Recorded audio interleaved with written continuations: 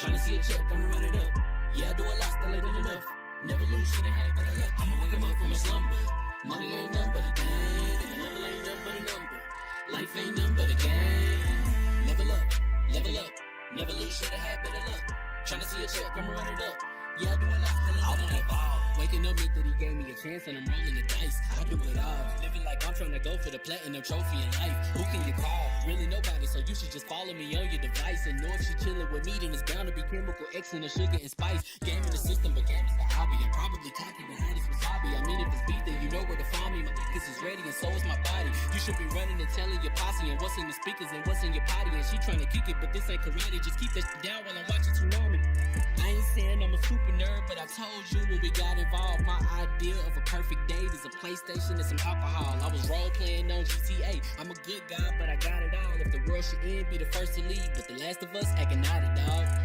Level up, never lose, should've had better luck. Tryna see a check, I'ma run it up. Yeah, I do a lot, still ain't done enough. Level up, tryna see a check, I'ma run it up. Yeah, I do a lot, still ain't done enough. Never lose, should've had better luck. I'ma wake 'em up from a slumber. Money ain't nothing but a game, and the level ain't nothing but a number. Life ain't nothing but a game. Level up, never lose, should've had better luck. Tryna see a check, I'ma run it up. Yeah, I do a lot, still ain't done enough.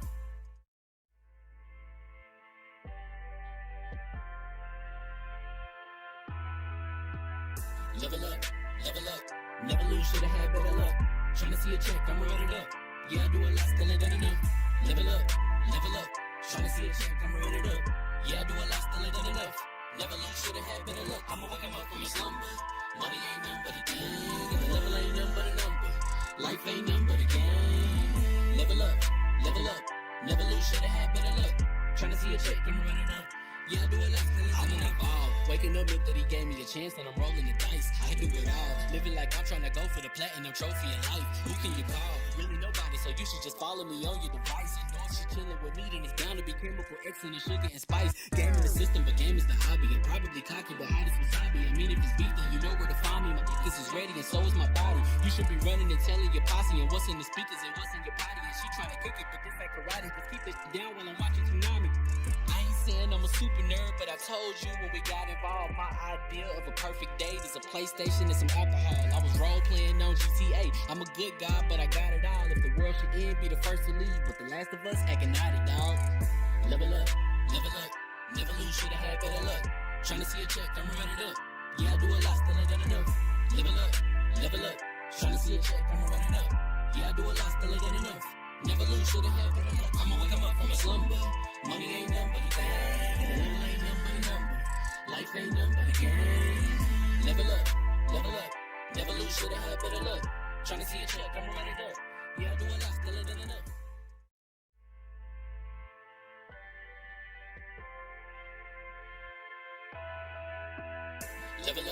Level up, never lose, should've had better luck.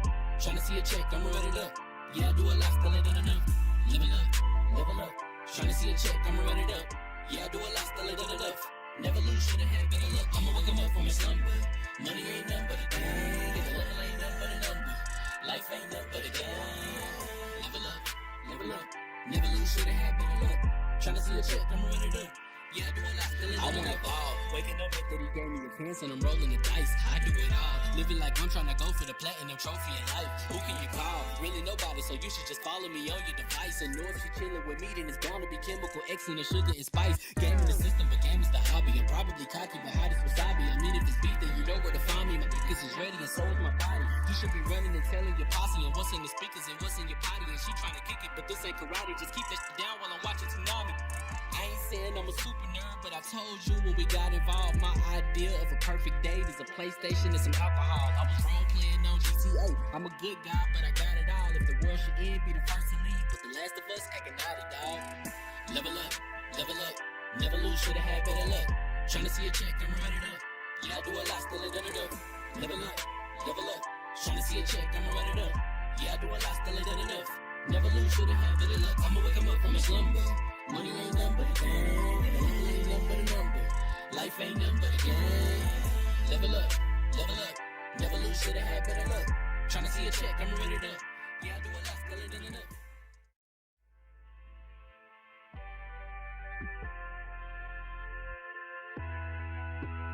level up, level up. Never lose, shoulda had better luck. Tryna see a check, I'ma run it up. Yeah, I do a lot, still ain't done enough. Level up, level up. Tryna see a check, I'ma run it up. Yeah, I do a lot, still ain't done enough. Never lose, shoulda had better luck. I'ma wake up from a slumber. Money ain't nothing but a game. Level ain't nothing but a number. Life ain't nothing but a game. Level up, level up. Never lose, shoulda had better luck. Tryna see a check, I'ma run it up. Yeah, I do a lot, still ain't done enough. Waking up meant that he gave me a chance and I'm rolling the dice. I do it all. Living like I'm trying to go for the platinum trophy in life. Who can you call? Really nobody, so you should just follow me on your device. And know if she chilling with me, then it's bound to be chemical X and the sugar and spice. Game in the system, but game is the hobby. I'm probably cocky, but hot as wasabi. I mean, if it's beef, then you know where to find me. My focus is ready and so is my body. You could be running and telling your posse and what's in the speakers and what's in your potty. And she trying to kick it, but this ain't karate. Just keep it down while I'm watching Tsunami. I ain't saying I'm a super nerd, but I told you when we got involved, my idea of a perfect date is a PlayStation and some alcohol. I was role playing on GTA. I'm a good guy, but I got it all. If the world should end, be the first to leave. But the last of us acting naughty, dog. Level up, level up. Never lose, shoulda had better luck. Tryna see a check, I'ma run it up. Yeah, I do a lot, still ain't done enough. Level up, level up. Tryna see a check, I'ma run it up. Yeah, I do a lot, still ain't done enough. Never lose, shoulda had better luck. I'ma wake 'em up from a slumber. Money ain't nothing but a thing, and level ain't nothing but a number. Life ain't nothing but a game. What is up, everybody? It is the Floor Hugger back here for another fine episode of Cogs in the Machine, episode 11. And today we are going to talk about the big bad 9'6". No, I'm kidding. We're going to talk about the whole franchise of Resident Evil, its whole start. We're not going to give away spoilers for Resident Evil Village, but we will talk about the other games, so there's probably going to be spoilers without a doubt. In the description box, there is a whole bunch of Humble Bundle links for almost every single game on Humble Bundle that you can pick up, every Resident Evil game. One is a pack. Some of them are gold editions, some of them are the platinum editions. I am an affiliate, so for open sake of transparency, my charity of choice is the Wikipedia Foundation, because we use Wikipedia so much on this show, so show your support if you want to, but make sure to like, subscribe, share if you can, because that means so much. I know Hustle's already shared it, but hopefully this show holds strong and does not do to me what it did last week. But I'm glad to be here, and you guys should know who I'm about to introduce next, because if you don't, what are you doing here? Come on, guys. Trevor, introduce yourself to the people who by now should know who you are. Yeah, I would think if they're here, they probably do by now. But I'm Trevor Oz. I do community, social media, etc., over Winterborn. You can follow all that stuff Winterborn on every form of social media in the world. And thank you guys for joining us here today. We're going to talk some Resident Evil, and it should be a lot of fun because there's a lot of great games in the series. So we're going to go through every single game. So grab your drinks, grab some food. You know this is long form content. We're going to be here for at least 2 hours. Probably. This is a topic that I don't have a lot of experience in because 1996 was the first game that came out and I was 3. So don't even. You had to start. I had to start. If you guys want to, be heard on the show, this is going to be available for podcast. Make sure to leave a comment. We will be what did I say? No, this will be available where podcasts are available. So if you want to leave a review, or if you want to come onto level1gaming.com, go to the latest episode under Level 1 Originals and leave a little comment. I might read it out on the show. We don't know yet. Maybe not. I don't know. But make sure you guys are actively participating in the comment section as well. I will be monitoring that, and Trevor usually reads them out. He sees them faster than I do because he's got them sharp eyes, them beautiful eyes.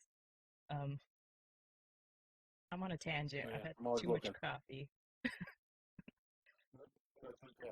I think we've all had some long weekends, so we'll just do everything live today, and it might be a little scrambled, it might be a little bit all over the place, but That's what happens here anyway. We have conversations. Yep. So So the first Resident Evil, so Resident Evil has two names: Resident Evil, as we know it here, and Biohazard, which is in Japan. I mean, yes. Resident Evil 7 is also called Biohazard, so now it's starting to be integrated, but when we talk about them, it's the same game. It just might have a different name depending on the first release and the whatever we cover from it. So So tell us about it, here's my Trevor. here's my question for you. Mm. When were you? What was your introduction to the series? My first one I remember was Resident Evil 1 because my cousin played it Okay. while I was sitting there watching, and that little zombie turning his head, absolutely terrifying. My first game I played, like actively remember playing, was probably Mhm. the worst one, which is Operation Raccoon City. Okay. Okay. Yeah, Wow. it was awful. What It was a so what a bad. what a way to get introduced. I watched the movies with Mila Jovovich, so I was like, oh, I kind of Yeah. know what I'm getting into. Like it's cheesy goodness. But yeah, what is now back on you? What is yours? Your introduction. So I think the first one I actually ever played was Zero. Oddly enough, on the GameCube, because I never played them when they were on PlayStation One. Just because I was a little late to the game on PS1, and even though they were on N64, they just weren't like super popular on N64. So I actually never got a chance to play them when they were on PS1. So the first one I remember playing was Zero, and then I know I played the remake of one a bit on GameCube too. But I think the first one I actually like played through start to finish was Resident Evil 4. Wow, the one I So haven't played. yeah, so uh, and I mean there's a good I mean 4 was kind of a big it was a big pivot point from the Resident Evil of old to the Resident Evil of new. So I think that's that's why a lot of people jumped on them. yeah, because I was playing in a tangent, but also in the same vein as I was playing Onimusha Warlords, the first one. Um, and Dallas was in my stream, and I'm like, Dallas, does this get better? Because I can't play with these tank controls. Like, I don't want to play with these tank controls. And I'm glad that I,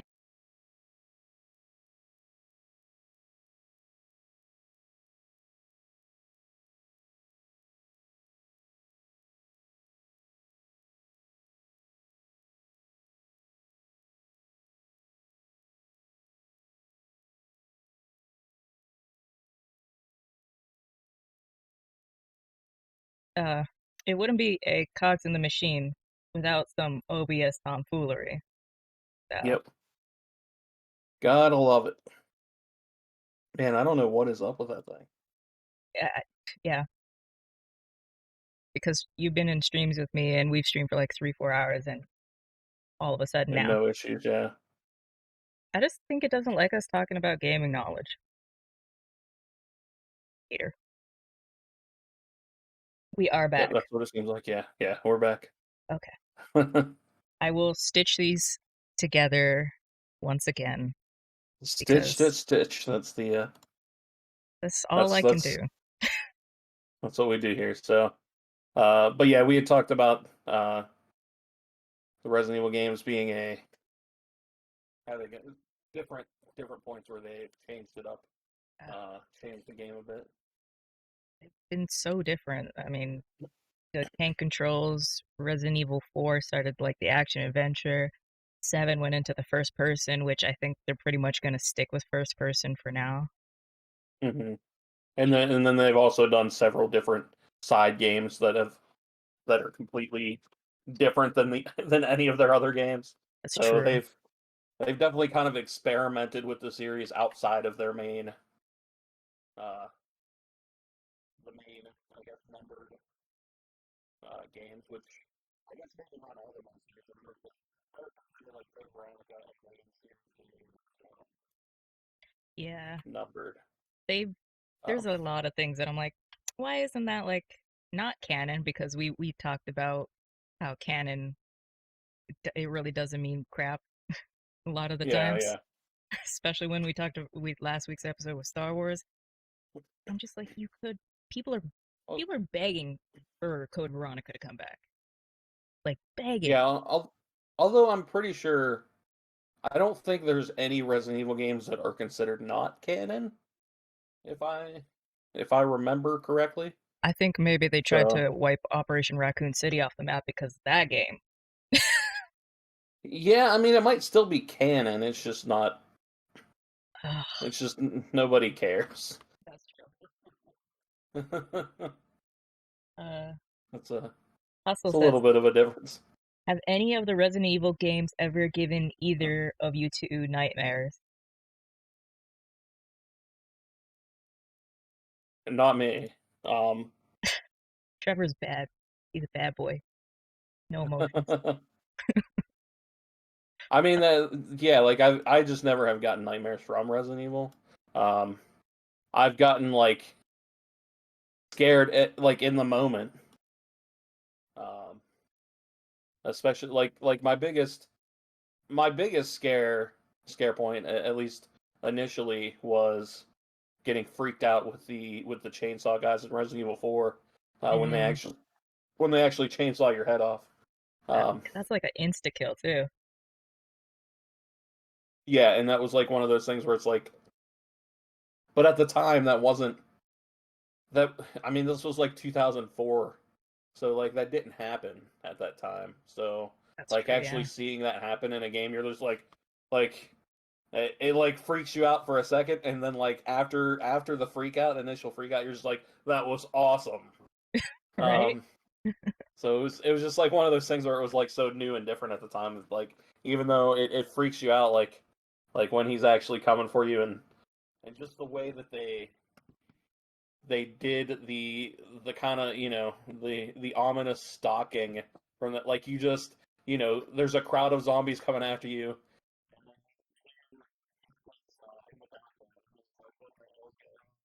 and then you see them, and like just the way they did that initial like village level in Resident Evil 4 is just really cool, where you can run around, you can try to block the windows, you can throw the ladder down to keep zombies from climbing up, and there's a whole fight or flight thing to that level that's just like that, like stresses you out in such a cool way. Just it's just really good game design. The way that they did that, where it's just like that's almost it's almost one of like the most memorable part of that entire game. Yeah. Even though the entire game is good, but like it's just such a memorable thing. It just sears in your mind. Um, but yeah, they did a really good job with that. But it's an intense moment. Like there's so much tension there that like, yeah, in that moment you hear that chainsaw, you just like fear strikes you in a different way, uh, than maybe it would. So it's good Resident, stuff. this one, Raccoon City, features characters from these two games, although it is a non-canon hypothetical scenario. Okay, so Operation Raccoon City is not canon. Wow, I'm kind of, because I think there's Huck in there. No, I can't remember who exactly is in there, but I'm surprised. I mean, that game was. Yeah, it wasn't. I never played it. There was a reason for that. You see, you love yourself so much more. Yeah. So Um. 1996, and now it's 24 years. I don't know. Yes. Yes. Because I I was born in '86, and I am 34. You a So I was baby. 10 when the first Resident Evil came out. You a baby.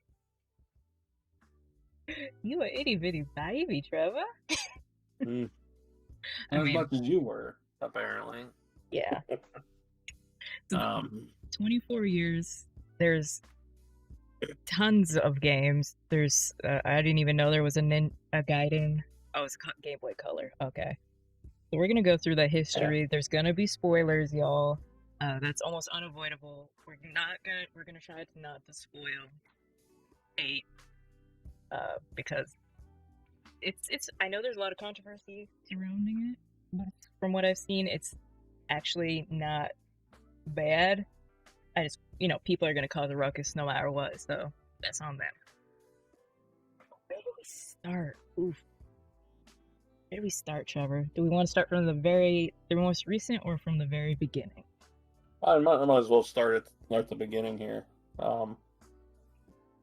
So I mean, obviously the first Resident Evil is gonna. So the timeline is actually going to be different. I was about to think say, isn't one technically the first release was not technically the first one in the story? Yeah, because I know Zero's before it, and maybe some of the other side games have taken place before it, or at least like had missions before it.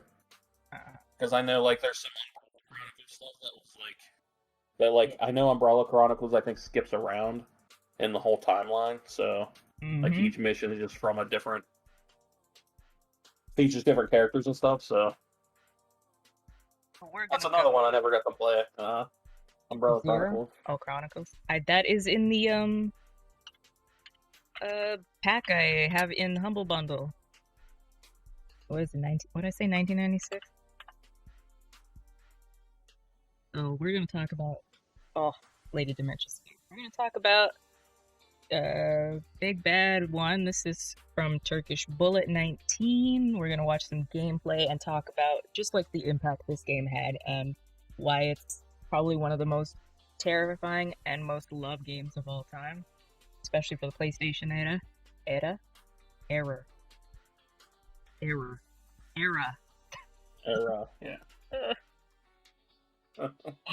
It's already one of those days.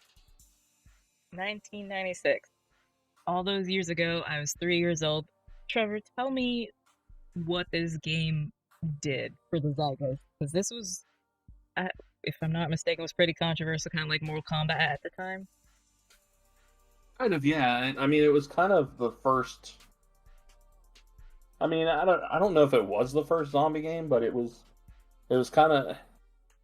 It's kind of the first one of note, you could say, at least the first one that people remember.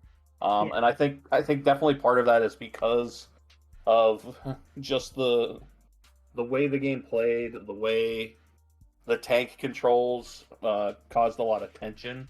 That's because, I mean, the controls were definitely terrible at the time, but at the time we didn't realize that. Yeah. And they were like that on purpose to make the game have more tension. So in that aspect, it was actually pretty good game design for the time. It's great that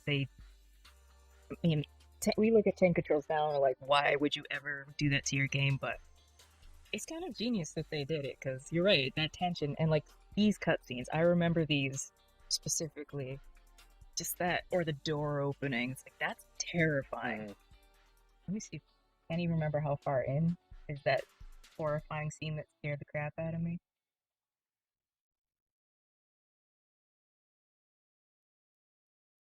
But yeah, it was definitely a different way of doing horror, and up until this point, you got to think. I mean, there really wasn't like yeah, there was some horror stuff in video games, but this was kind of the first time where you were actually controlling a character in essentially a horror movie, so to speak. Yeah. Because there wasn't a whole lot of that, because it was kind of hard to do horror before this, just because of the way the technology and the way graphics had gone, and now being able to actually do it in a 3D environment, I think is what made Resident Evil special. And I think that's why it stood out during this time period. That's why like this and Silent Hill are both big games from this era. Another banger too. Yeah, and I think just married with that, and then also having like a little bit of a puzzle aspect. So you get some action, you get some adventure, you get a little bit of puzzle in there, just enough, and then the created tension with the tank controls just makes for a perfect combination for the time. This like heavily reminds me of, I don't know if you've seen 1992's Alone in the Dark, and not that Yeah. awful game from 2005. We don't talk about that. But it's very much a remnant. And for those of you guys who probably don't know what Alone in the Dark was, uh, is like a very, very, very early kind of survival horror game that blends Mhm. pixel and polygonal art, but it's like it hasn't aged well. It's Yeah, very clunky. and that's what horror games were before this. Mhm. Were that as people will be able to see on the screen here. It's like, yeah, that was horror before. So it was definitely harder to at least do horror that would be engaging. Mhm. Because obviously horror was a big defining genre for movies Yes. at this time, and even to a point, like to television with like miniseries like Stephen King's original iteration of It during the '80s and stuff like that. So, and during the '80s, you saw a big uptick in like slasher horror and just horror in general. Yeah, the more But you gory hadn't, stuff. yeah, but you hadn't really seen that in games yet. So it kind of, as games graphics progressed, you started to see uh, more genres pop up because they were more viable. Mhm. They were more visually interesting to do, whereas before trying to do horror and actually be successful just wasn't visually. It just didn't fit the bill, so to speak. And horror is such a subjective thing too. Hmm. And I'm so surprised that um what was I thinking, Marvel for a second, that Capcom has managed to do it, because you get the intellectual horror of the puzzles, you have just the jump scare horror of like the dogs and stuff, and you have just like an impending dread of something is chasing you. You're never alone. Even though you may have these respites, it's right back into the action. Like, you never feel rested in Resident Evil. I don't know how you can feel Hmm. rested. And this is the footage of the remake that was originally released on the GameCube, if I'm not mistaken. Yeah, originally on GameCube, I think that's actually the first time I played. The first one was the GameCube remake. So it still pretty much had tank controls. Yeah. So that hadn't really changed, but it definitely got a big graphical upgrade Man. to take advantage of the power uh, difference between the PS1 era to the PS2 era. Uh, so I mean, this it video was itself is from 2015, and this still looks like, I mean, it doesn't rival the well, remakes, but it looks like really good. yeah, but and then they also like basically, because they did do a remake of that remake, Mhm. so to speak. They did an HD version, I should say, of that remake. So, but yeah, I mean, for the most part, it still looks pretty damn good. Um, Better for than being most a game that games. old. Yeah, yeah. The fact that it So looks good, plays good, and you know when they remake some games and you're like, they've kind of bastardized, like Kingdoms of Amalur, they kind of mhm. bastardized it. This Yeah, kind of held strong. They'll yeah. make Like sometimes they remake it and try to do too much. Mhm. Like they try to change too much, where people just kind of want something familiar. There's there's a good medium spot where you want to upgrade the visuals a bit, but you don't want to take away from the original charm of it. Mhm. And I think they've done a great job of that, at least with how this Resident Evil looks. Whereas like you said, not so great with like Kingdoms of Amalur. Like there was just a re-release of Baldur's Gate Dark Alliance that doesn't really do anything to change the graphics of it at all. So I mean, it's still like it doesn't look fantastic, but you know, Yeah. so I think we got to start it's giving these companies a lot more credit. And I'm going to say these companies in the terms of Capcom, because they've really been the only ones I've seen that have taken the old properties and just completely. I mean, that goes into our debate: is it a remaster or a remake? Because they remade 2 and 3, but made it better. yeah, mm-hmm. Yeah, because even like because with 2 and 3 they released them on the GameCube, but they didn't actually remake them for the GameCube. The GameCube versions were really just ports. And actually were very rare to find because really? they didn't do a big print run of Resident Evil 2 and 3 on the GameCube. So I remember them being worth a lot of money. Actually, they're probably worth at least more than what they were what they originally sold for currently. So almost makes me wish whenever I hear stories like this, like I wish I had the wherewithal at that time to buy this stuff. But then again, yeah.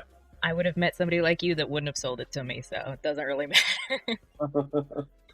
But yeah, I just remember them being rare at the time, especially because this was about the time where I was starting at EB Games, so it was pretty rare for us to see copies of 2 and 3, and for the GameCube specifically. I mean, it was super easy to find on, PlayStation, for instance, but the GameCube version, yeah, it was pretty hard to find, and at that time, because of Zero and because of the remake, people wanted 2 and 3 on GameCube because they wanted the whole collection in one place where they could play it all. So makes sense. I mean, I'm one of those people. I kind of like to play games in sequence. Actually, now with all the games out in Resident Evil, it's easier to do. But I can understand why people are like, I want all these. I mean, I've watched so many. Oh God, that shark is huge. Oh, both. There's 2 of them. I've watched so many people speedrun this to this day. The speedrunning community for these games is probably one of the most persistent and I think I've ever seen, ever. And it makes me not sad that more people don't embrace these games, because horror games are not for everybody. I admit that. Baron and I were talking about how his first Resident Evil was their second remake. Like, I'd never played it before. I was too scared. I'm like, you know what? That's fair. Yeah, I mean, glad you gave it a chance, though. Yeah, I mean that's fair and valid. I mean, like I'm pretty sure I didn't play like Zero until like I was in high school, so it's not, it wasn't when I was younger. That's for sure. When I was younger, it really was not on my radar. I had like no interest whatsoever. So it was very niche. It was one of the things that they've made so popular. Yeah, because I mean, if you even look at it, like, I mean, it's more popular now than it ever was, but horror for a long time was very niche, especially in the '90s.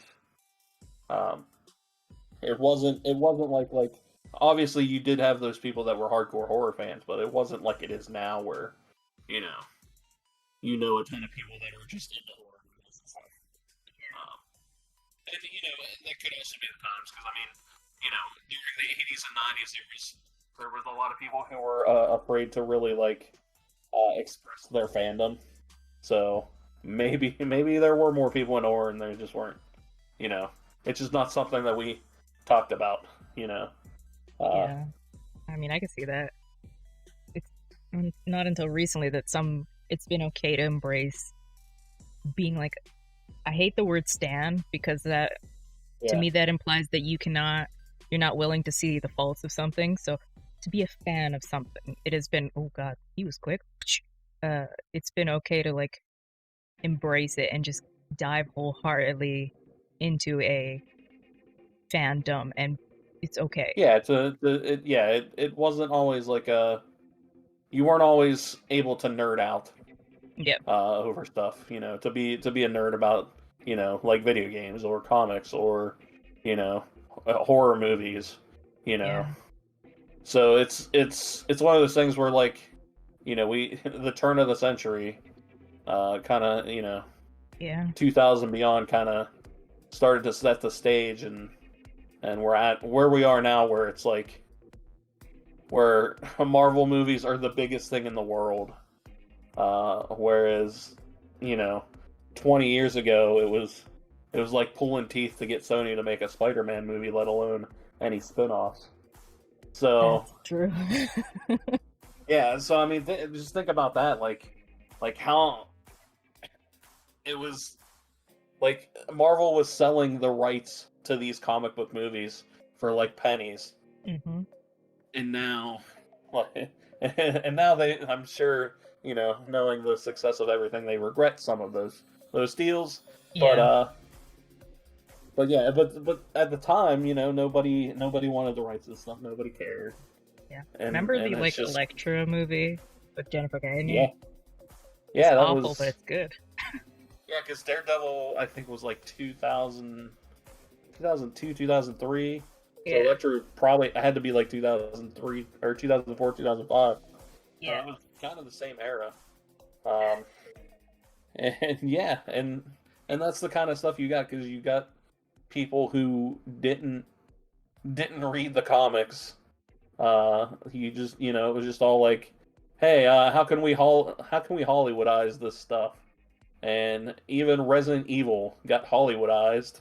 Ooh, Uh, you ain't never lied there. although I will say, like, I haven't seen any movie past the second movie. Yeah, me either. But the first movie was pretty good. Spider.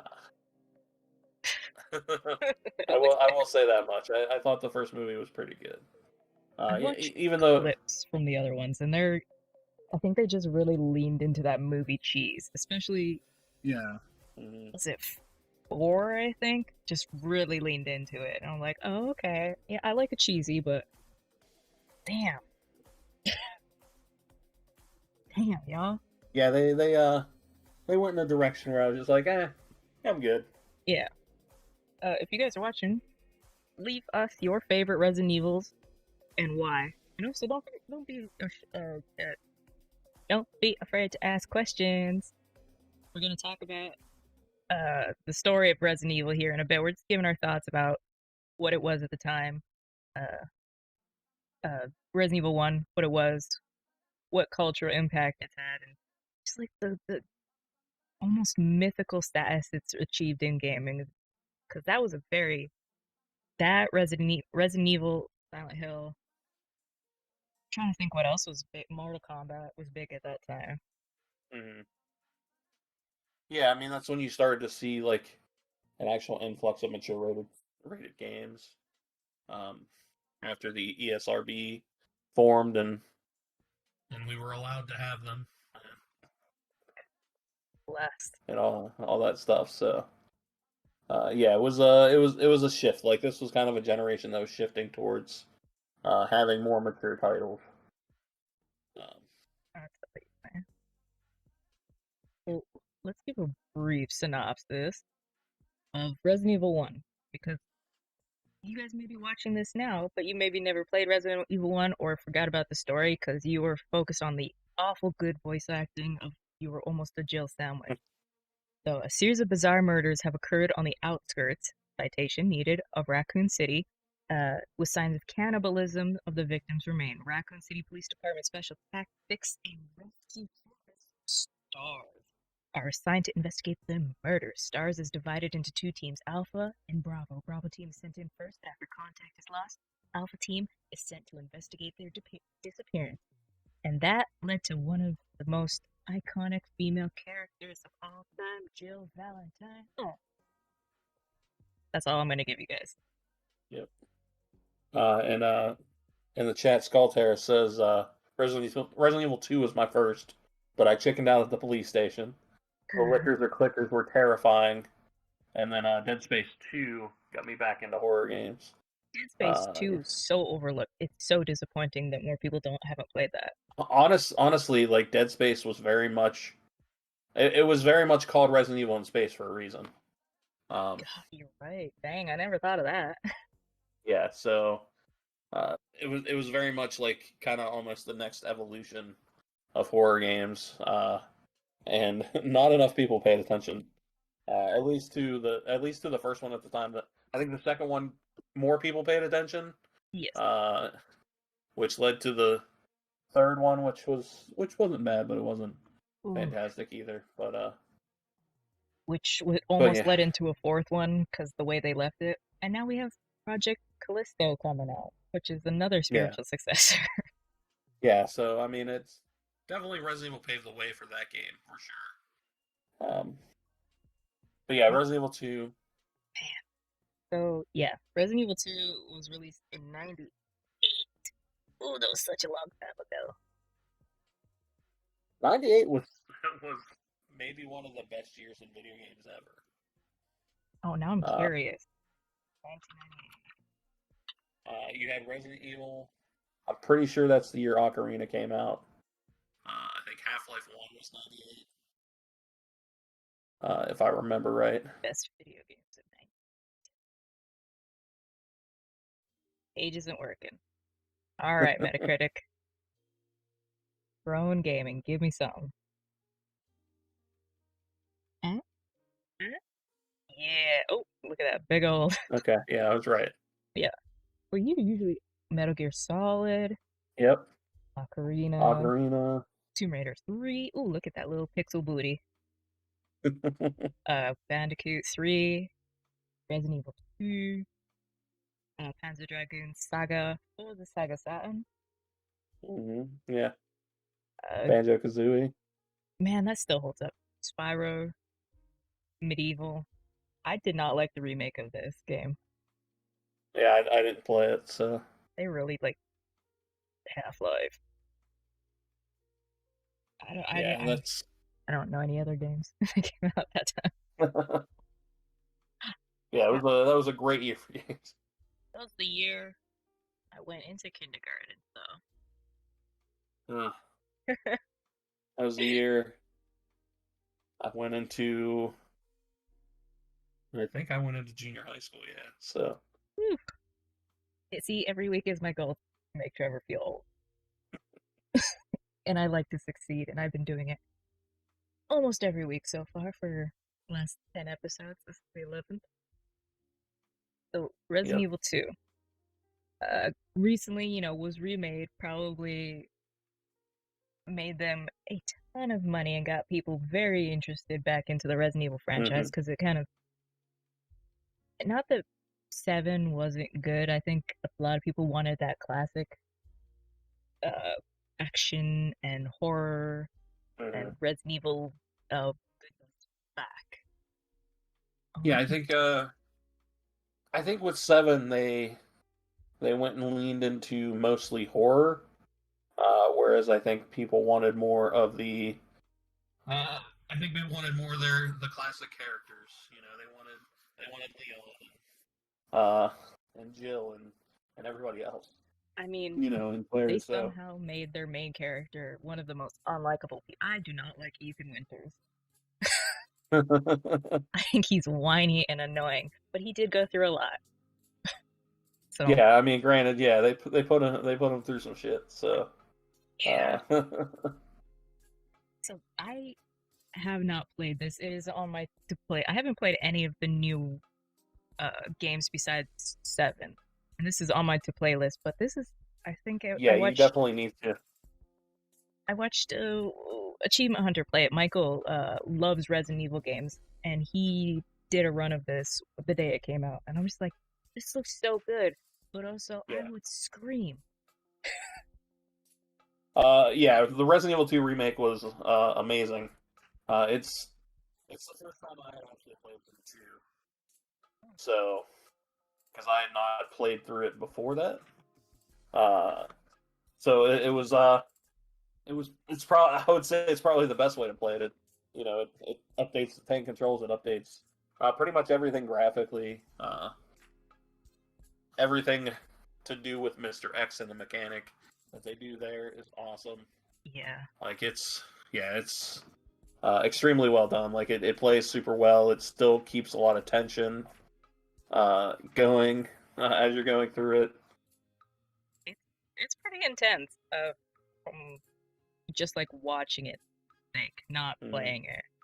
Like, just look at this. This is a simple long corridor, something we've always seen, or maybe some of us haven't seen, but a prison cell, and it's dark. Like the video is he's probably turned up who is this? MK Ice and Fire. Good person. They probably turned up their contrast a bit to boost like the darkness, but this game is dark. And we did in Hidden Mechanics in Games, I showed Trevor a kind of like a behind the scenes of what they did for lighting and how Mr. X does like stalk around the entire building that you're in, and how they drop characters in, have them kind of phase out through the floors. It's go back and watch that Hidden Mechanics in Games, because we also dove into Resident Evil 4's auto difficulty. Jesus, I can't think. How they automatically adjust the game to suit your style. If you're playing good, they'll make it harder. If you're playing bad, it'll make it easier. I'm so small, and just you didn't know about it. Chef's kiss. So, would you say to Trevor that these old games, the originals, would you rather say that people should play these ones or play the old games first and then these ones? I would say just go for the new ones. I think you'll get the story better. I think a lot of people, especially if you play games now and maybe don't play a lot of classic games, the old games might just frustrate people more than get them into it. So I would probably just say play the remakes because they're well done. You get the story probably told a bit better, better acted, etc. So yeah, I would just play those old games. I mean, it's not great. It had its moment to shine. Yeah. But I mean that was the 90s for video game. Like it wasn't like today where you have actual voice actors doing it. It was a lot of times it was just like usually it was just like devs doing it because they didn't want to pay anybody else to do it. So it's that's just the way it was back then. So but now you actually you get everything actually voice acted by actual voice actors. And it's just look at it. That cutscene you watch. That's a movie. I would take that over any of the like that. Oh, I shouldn't say that because I really do like Advent Children, but I would take that over most animated movies. That's not Advent Children, because I love that movie. The other one, I'll take it over the Spirits Within Final Fantasy. Like the people that are out there and God bless you, people that play the games, cut out all the cutscenes and make them into like full movies and they post it on YouTube. I love you, because it's just there's so much work into the cutscenes and we just never think of the cutscenes after. Yeah. So Resident Evil 2 Remake. The original was released in 1997. The remake was 2019. Oh my god. Yeah. It was only 2 years. Yeah, it wasn't that long ago. Yeah.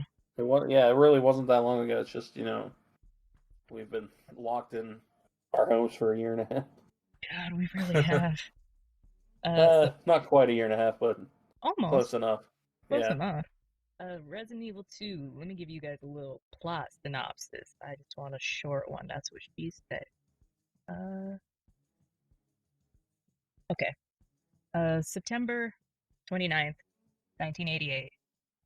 God, 2 months after the events of the first Resident Evil, most citizens of the Midwestern American mountain community, that is a mouthful, of Raccoon City have been transformed into zombies by the T-virus. Now, we might get into it, but Trevor will have to lead the conversation on the different types of viruses, because I'm not 100% on them. I know there's different viruses that, like, Village has a different virus.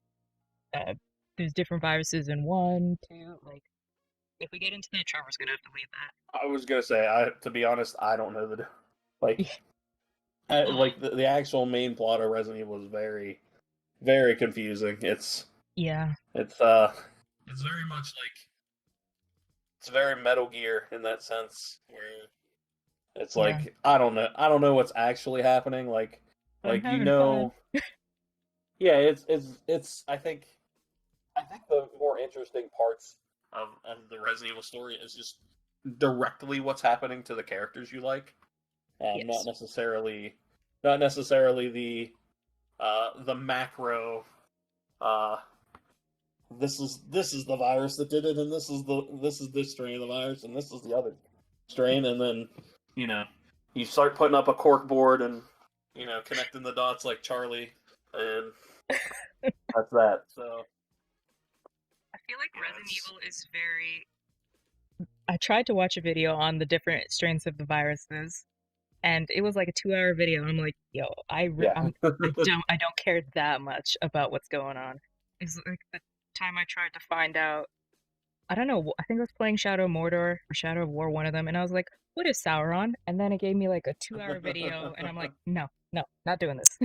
Like I don't care that much I to don't need to know. know that much. Just like give me a 5-minute summary. Exactly. Like, Wrap it up, baby.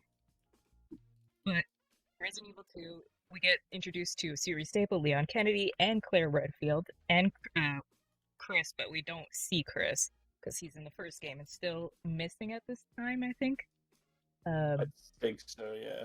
And then we get to meet another hot baby, Ada Wong, who beautiful one. We get introduced.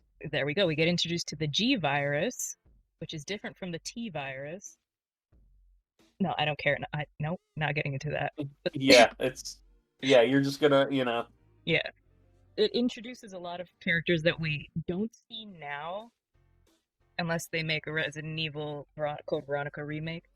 But Barry was introduced, Leon, Claire, Ada Wong, Hunk, who has also become a weird series staple, has been involved, and I think this was also the first introduction of Tofu.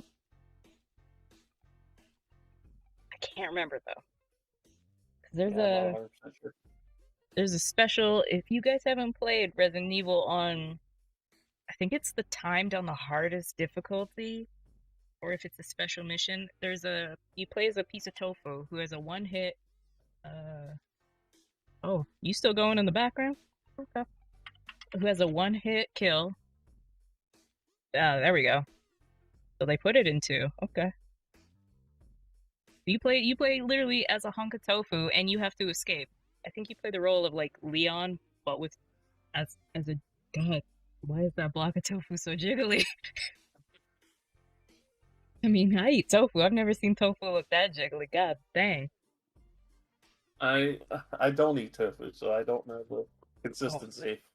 man, I got a recipe where I fry it up and make it extra crispy. So delicious. I I'll used to take your hate word for tofu. Okay.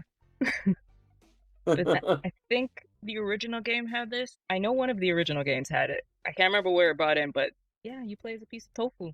One hit kill, and you got to make it out in under 10 minutes or something like that. And it was the Japanese side of Resident Evil kind of showing itself because we know Japan is a weird place and they have weird things in their Yeah. games sometimes.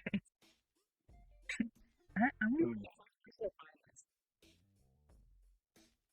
Yeah, I'm not sure. Yeah, but yeah, I mean, Can't stop looking at it. they definitely lean into the Japanese side of stuff every once in a while. They really do. Where it's like you just remember, oh yeah, this is a weird Japanese company making this game, but like in a fun way. Yeah. The next game was Nemesis, Resident Evil 3. Is Resident Evil 3 and Resident Evil 3 Nemesis the same thing? Yes. Okay. Yeah. So again, I'll give you a brief synopsis. This has to deal more with the viruses and all that, but 24 hours prior, so this is where it gets confusing because now 1 was 2 months before 2, but 3 is 24 hours before 2. Yeah. Right. Well, I think part of it, and then part of it actually takes place after 2 or during 2. Yeah. It's But this one features Jill Valentine, second only to Laura Croft in my books. She's escaping from Raccoon City. How they didn't? Oh, I guess Claire and Leon weren't in the city at the time she was escaping. So the T virus, Nemesis. She runs into Brad, and T virus Nemesis comes and tries to touch their booty holes, and they do the good old Resident Evil and kill it. That's the best description. That's all I can say. I'm like, I don't really know how to describe 3 because I completely forgot it existed until the remake came out. Resident Evil 3, run from Nemesis. Pretty much. Yeah.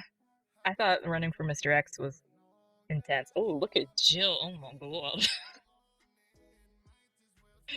Brad. No, I thought Brad was Barry for a second. Oof. We're all over the place tonight.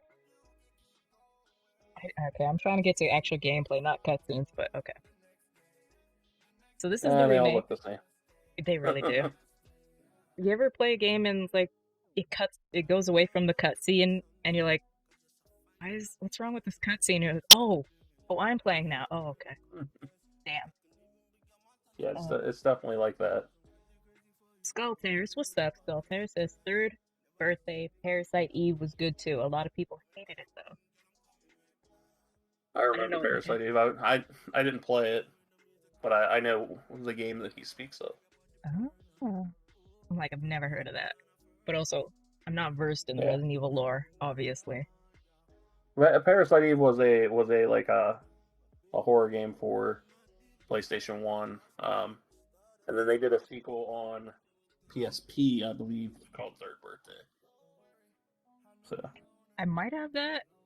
Now that I'm thinking about it, I downloaded a whole bunch of games, so I might have it, but I don't know. Mm-hmm. I'm not good with horror games, obviously. Oh, snap! Damn. I wasn't expecting that. Okay. If you guys want to be a part of the conversation, make sure to leave some comments in the comment section below. If you're listening to this later, make sure to leave a comment and we might read it out on the next show. And if you want to be looking at all this goodness and you want to get a slice for yourself, in the description, I have linked most of the Resident Evil games, including some of these packs, like the 4, 5, and 6 packs. You can go pick them up. This is Humble Bundle. The money goes to charity. I am an affiliate, so all that for transparency's sake, my charity of choice is Wikipedia Foundation, because obviously we use Wikipedia here like it's our savior, and 90% of the time it is. Yeah, almost all the games are linked except for some of the Revelation packs, maybe. I can't remember. It really gets all confusing and muddled when you're choosing some of these packs, but Resident Evil 3 is on sale, and don't worry about the prices. These are Canadian prices, because look at that. Resident Evil Deluxe Village is $95, so if you live in the US, it's a different price. Canada, You just like paying more for goods. We do. We really do. Anything to say about the good old Resi 3? It's a lot of fun. I mean, I played through it recently. It's a good solid jaunt. It goes by really quick. To be completely honest, way quicker than I thought it would. 5 hours on this playthrough. So yeah, I was gonna say that's about how long it took me. It was about 5 hours. So yeah, it's not a long game. Worth playing through. It's fun. I mean, it's very action oriented. I would say it's more action, less puzzle. Actually, I don't know if they're are any puzzles. There's probably like one or two. Yeah, I mean, you could kind of barely call them puzzles, but yeah, it's definitely more on the action side. But it's good. It's a lot of fun. So they definitely went the almost the Tomb Raider way, where the before the 2013 remake, Tomb Raider really leaned into that action, and they kind of lost their puzzles, but now they've brought them back. Yeah. Jill had Hugger weak, man. A Pretty Woman always has me weak, and Trevor has to listen to me most weeks just be like, damn girl, he's listened to me for last, oh god, that thing was ugly, last like month, talk about Lady Dimitrescu. So it is what it is, man. Pretty girls get me weak, especially when they can shoot the head off of a zombie like it's nobody's business. Like, that's who I want to go through an apocalypse with. She didn't even blink. What's Just next? in there stabbing. Resident Evil Survivor 2000. This is one I never played, so let's see what the... I think Survivor was the light gun game, maybe? Really? Skip all the cutscenes. Oh, this looks very light gunny. Oh, yeah, you're right, yeah. Yeah, okay. Oh my god. I wish this was in arcades at the time. I would have died to play this. Honestly, it might have been. Man, Canada, come on. It might have been. I can't remember. It's been long enough. I mean, House of the Dead was the big one, the big zombie one for arcade. Fine, but Time Crisis, man, those were just different times. Yeah, they were. Although, no matter what, if I walk into an arcade, at least in recent years, and saw a Time Crisis, I would hit it up. Hell yeah! It seems almost a shame not to. Yeah. You're like, oh, I can finally beat this. Yeah, I got this. You're not gonna take all my quarters, my tokens. All right, well, let's read the good old plot. Game takes place after the missile explosive that wiped out contaminated Raccoon City. So this is set after 2. Oh yeah, because 3, you're right, it split. Not long after the incident, a helicopter crashes outside on the outskirts of Umbrella Corp's private township located in Sheena Island. The pilot escapes a burning wreckage only to find himself fighting a battle against the living dead with no memory of his identity or being there. So it's just some nameless pilot that we have to play as? Yeah, it seems like it, yeah. Because you are the pilot, alright? I want to be Jill. Oh, look at the reviews. 4 out of 10, 5 out of 10, 42. Yeah, I don't remember it being good. Yeah. Resident Evil, a lot of the offshoots have never been received well. I wonder why that is. I almost want to say, and I mean, I don't know this for sure, but I'm gonna guess it was because the core team wasn't developing these games, so they just didn't hold up as well. So, because they probably had their core Resident Evil team working on the next core Resident Evil game, while they had another studio working on these offshoots. And it just, and like a lot of things, when you don't have the original team, or at least, a team that has worked on it before, go into it, it doesn't work out, so to speak. So yeah, that's my guess, at least. The next one is probably the one Trevor can talk the most about. Probably one of the most requested remakes for them to do. Code Veronica. Let's give a little plot. 1998 was a busy year. 3 months after escaping from Resident Evil, prior to the eventual destruction of in Resident Evil 3, Chris Redfield raids an Umbrella Corp facility in Paris. Claire Redfield, not Chris. Search for her brother. captured. Claire was in prison on Rockford Island, a prison complex owned by the corporation situated in the Southern Ocean. Sometime after her imprisonment, Claire finds herself released by a man who captured her and discovers an outbreak of T-virus has occurred, resulting in chaos. Of course, man, that T-virus doesn't let nobody breathe. So, Trevor... When Umbrella spills the tea, they really spill the tea. They just pour it out, and they're like, I really don't care. Somebody else can clean it Yeah, up. I mean, Code Veronica definitely seems like it was a mainline serious game without an actual number on it. I thought it was for the longest time until somebody told me. They're like, no, spin-off. Like, really? Yeah, it's technically a spin-off. It was originally on the Dreamcast. Good old system. Yeah, so it was originally made for the Dreamcast, but then eventually came over to the PlayStation 2 and GameCube. I know I remember playing it on PlayStation 2 because at that time I didn't I got my Dreamcast like years after Dreamcast was dead. So, rest in peace. Yeah. So, but yeah, I'll be honest, I don't actually remember a ton about it because I know I never finished it. Because when I was younger, I was terrible at these games. And just like just I think I would usually get stumped somewhere by the puzzle aspect and stuff like that. So, and I'll give you, a bit of credit. That's when you had to like wait for the magazines to print the suggestions and the hints. So yeah, I mean it's like game facts might have been available, but it wasn't like a simple and easy task to just like get a game fact off the internet and just go for it. But yeah, it was definitely one of the things where it's like this game's hard, and I didn't have the skill level then. Like I'm sure like now I could probably figure it out. Oh, I bet you'd knock this out so easy now.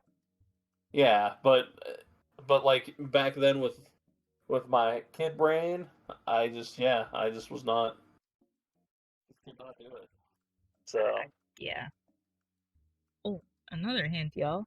If you guys ever do want to play these games, especially since they're so short, see if I don't know if they would have these older ones, but see if your local library has these games. Because 90% of the time they will. I don't know if your local library is open right now during the pandemic. I think mine might be closed, but usually your library will have a game and you can rent it for like a week or 2 weeks. And like Trevor said, 3 was only like 5 hours long, and let's say 8 if you really struggle. You can knock that out in a weekend. Oh yeah. These games are pretty. Once you actually start them, they're pretty easy to get through. Yeah.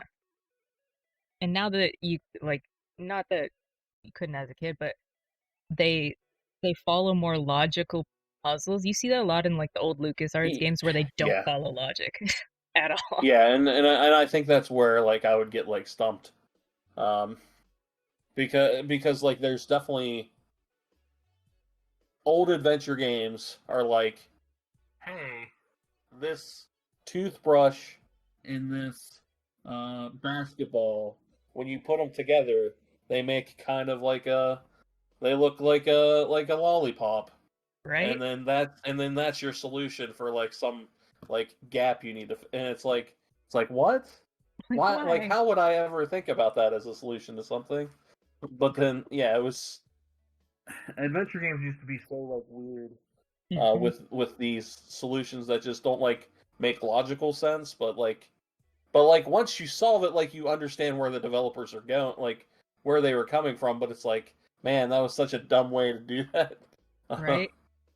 But it was stretchy boy. It was very much a way to make them like harder to make you spend more time with the game. So it was a different time back then. So and I'll give them their due. They did the best of what they could, but that stuff today wouldn't fly because people are like, no, not having it.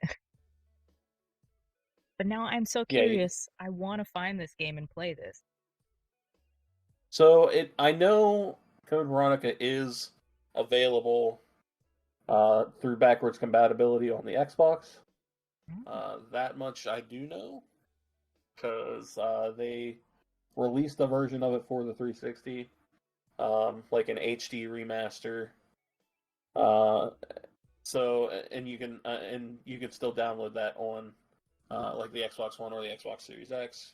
Okay. So that is one way to obtain this, and yeah, actually you can play every Resident Evil game or every quote unquote mainline Resident Evil game on the Xbox through backwards compatibility currently.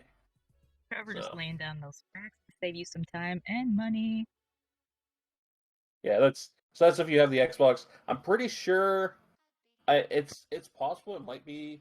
Actually, I'm gonna look it up and see if it's on PlayStation, because I know PlayStation did have some like PS2 releases, like they re-released I like wouldn't be PS2 games. surprised if they did, but it just quietly got buried because that's what they do. And Code Veronica might have been one of those, but I'm not 100% sure. I've never met somebody that's a Resident Evil fan that has had really bad things to say about Code Veronica. Most of them will say bad things about the other games. Yeah. But Code Veronica is like a weirdly loved game that I don't think they were expecting to take off. Yeah, and it's definitely one of those that Okay, yeah, it is available. They did re-release it on PlayStation 4, so it would be available to play on PS4 and PS5 through the store. So yeah, it's available. It's out there. So whether you have a PlayStation or an Xbox, and I'm sure probably PC too. Oh, probably. I'm sure if those games are on Xbox and PS4, probably also on Steam. Let's see. Right now, if it's on Humble Bundle, no, surprisingly not. Yeah, Code Veronica might be the exception. It very much might be the exception, because like Humble Bundle even has Steam codes too, or not Steam, Switch, and their codes. So I'm like, I'm so kind of surprised. Yeah, so that might be the exception, probably. And if I were to guess, it's probably because the original game never got a PC port. Because this version of Code Veronica is very much just a port, so that would probably be why. Because they never did a port, so for them to actually do a port, they'd probably have to do some work to add in like keyboard and mouse controls and other things that you need for a PC release. So that would make sense. Which, I mean, Capcom, if you're listening, it's just even more of a reason to make it new again. Like, if they're working on it, like, honestly, they should just give it the full remake treatment like they gave 2 and 3. I bet you they're probably working on it, to be honest. I mean, the rumor is they're doing 1 for 4, which I mean, 4 could totally use it. Although 4 still, I think, for the most part, holds up. But it's definitely you can tell it's starting to show its age, because it is getting close to 20 years old. Getting a little chunky. But yeah, Code Veronica was a little bit before that, and it's definitely one that I would like to see them do a full treatment remake of. But who knows if they'll actually take the time to do it? Because we're at now the point where they're not gonna do 1 because 1 has already had its remakes, 2's had its remake, 3, 4 is gonna get its remake, 5 is still a game that it doesn't need. I'm at the point where I don't think it does. They might. 6 doesn't need a remake. 7 brand new. So now they gotta go into the spin-offs, and I think Code Veronica would be the best choice of the older spin-offs to do. Yeah, I think any sort of if they were to remake a spin-off, I think Code Veronica would be the only one that they would do. I don't think they're going to remake Resident Evil Survivor. What, you don't want to be the nameless pilot that crashes and you don't know what's going on and you have amnesia? You mean like the plot of like 1,000 of other things? Yeah, come on, you know you want it. Yeah. Yeah, it's... So yeah, Code Veronica, again, let's see some of these reviews. 94, 8 out of 10. Man, this game, Jesus. Yeah, I was gonna say, I remember it being pretty high up there on the pantheon of great Resident Evil games. It also outsold Shenmue within its first week. That doesn't surprise me at all. Just because at the time, I'm sure nobody knew what the hell Shenmue was. That's like, true. I mean, and I don't know if Shenmue ever sold well. It had its audience. You know, it had the people that played it loved it. Mm-hmm. But I don't know if it was ever like this huge franchise that maybe people are remembering it as. It was just like, it was big for a Dreamcast game, but obviously the Dreamcast didn't do that well because it died real quick. So go back to, was it episode 8 or 9? We did the Dreamcast and its relationship with Xbox. Yeah, we dug deep. Yeah, real deep. Almost, you could see Trevor's face at some points. I'm just like, damn, like you have an attachment to this. Again, he said the Dreamcast was long dead before, but you can tell he has that love for that system. And I don't think I've ever seen a physical Dreamcast. Wow. Wow. I emulate games for it all the time, but I don't know if I've ever seen one in person. There's a lot of consoles I haven't seen. Never seen a Famicom in person. I don't know if I've seen a Famicom. I don't think I've seen a Master System either. I actually might not have seen a Master System. See? Because I don't know anybody that had a Master System. I think that's the reason. Well, I've never seen a Nintendo Switch in person because they're all sold out. Been trying to get one. I'm sure there's a bunch of those people. Never seen one. Yeah. Just on a side note, I saw that, like, literally, based on their earnings, they're going to sell more Nintendo Switches this year than they sold ever of Wii U's. Like the total number of Wii U's. Jeez. Like, just this year, they're selling more Switches than the entire time the Wii U was available. So, that makes Nintendo ain't hurting. Because the Wii U was such a great emulation machine. But damn. Yeah. It was just bad marketing. Yeah. Bad marketing. I just don't think people wanted it at the time. Like, it's just not what people wanted was what the Switch became. Yes. They wanted, like, it was like, if you look at the design of the Wii U, it's very much a half step. Yep. For what the Switch was, so. But you gotta stumble sometimes. Yeah. Speaking of stumbling, now we're into the modern era, so the era I grew up playing, PlayStation 2, with the Code Veronica, actually, Resident Evil Survivor 2 Code Veronica. Which is exactly what you expected to be. It is the Survivor first-person light gun type game, except obviously it's taking place within Code Veronica. It just looks so clunky. Yeah, because I'm sure it is. Like, it looks like they're obviously trying to use the tank control movements, but it's first person. Mm-hmm. Yeah, and it's and they're arcade games. I mean, yeah, and they're just they just don't translate as well to a console, right? And light gun, like, I mean, I always had like a special affinity for light guns, but just because I had a lot of fun playing with them as a kid, but yeah, I think the last system might have even been the last system there was a light gun for was the original Xbox. Because I know I have a light. I have a light gun somewhere for that, for House of the Dead 3. I'm not even So, surprised. um,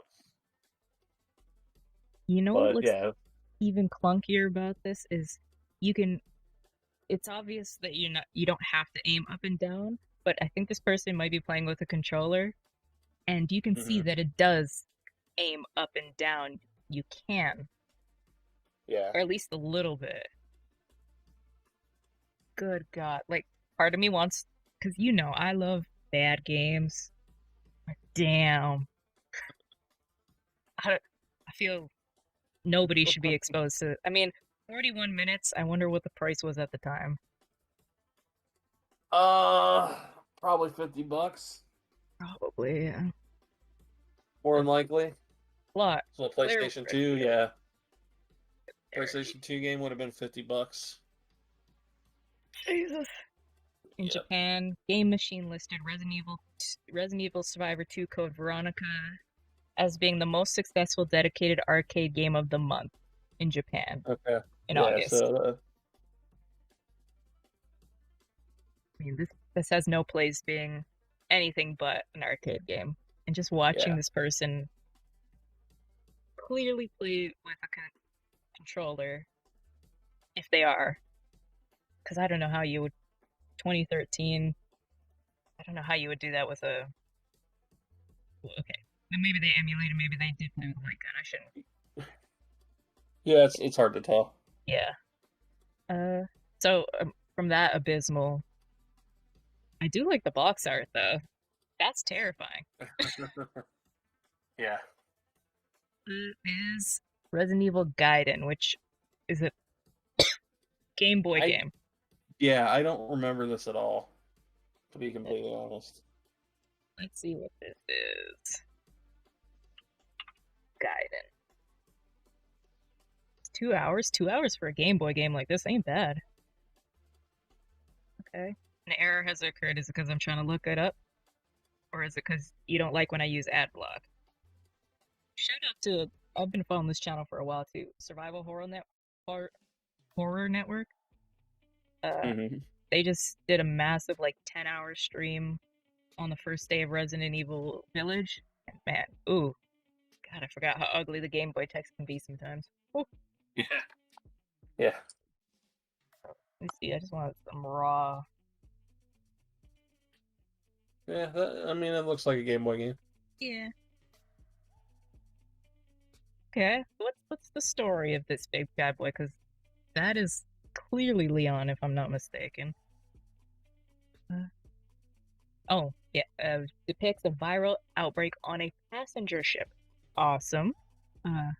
Introduces an underground organization established to put an end to the global operations of Umbrella, a company responsible for the Raccoon City disaster. Leon Kennedy, one of the protagonists of Resident Evil 2, joined the initiative and received orders to investigate the ocean liner Starlight, which is rumored to be carrying a new type of bioorganic weapon developed by Umbrella.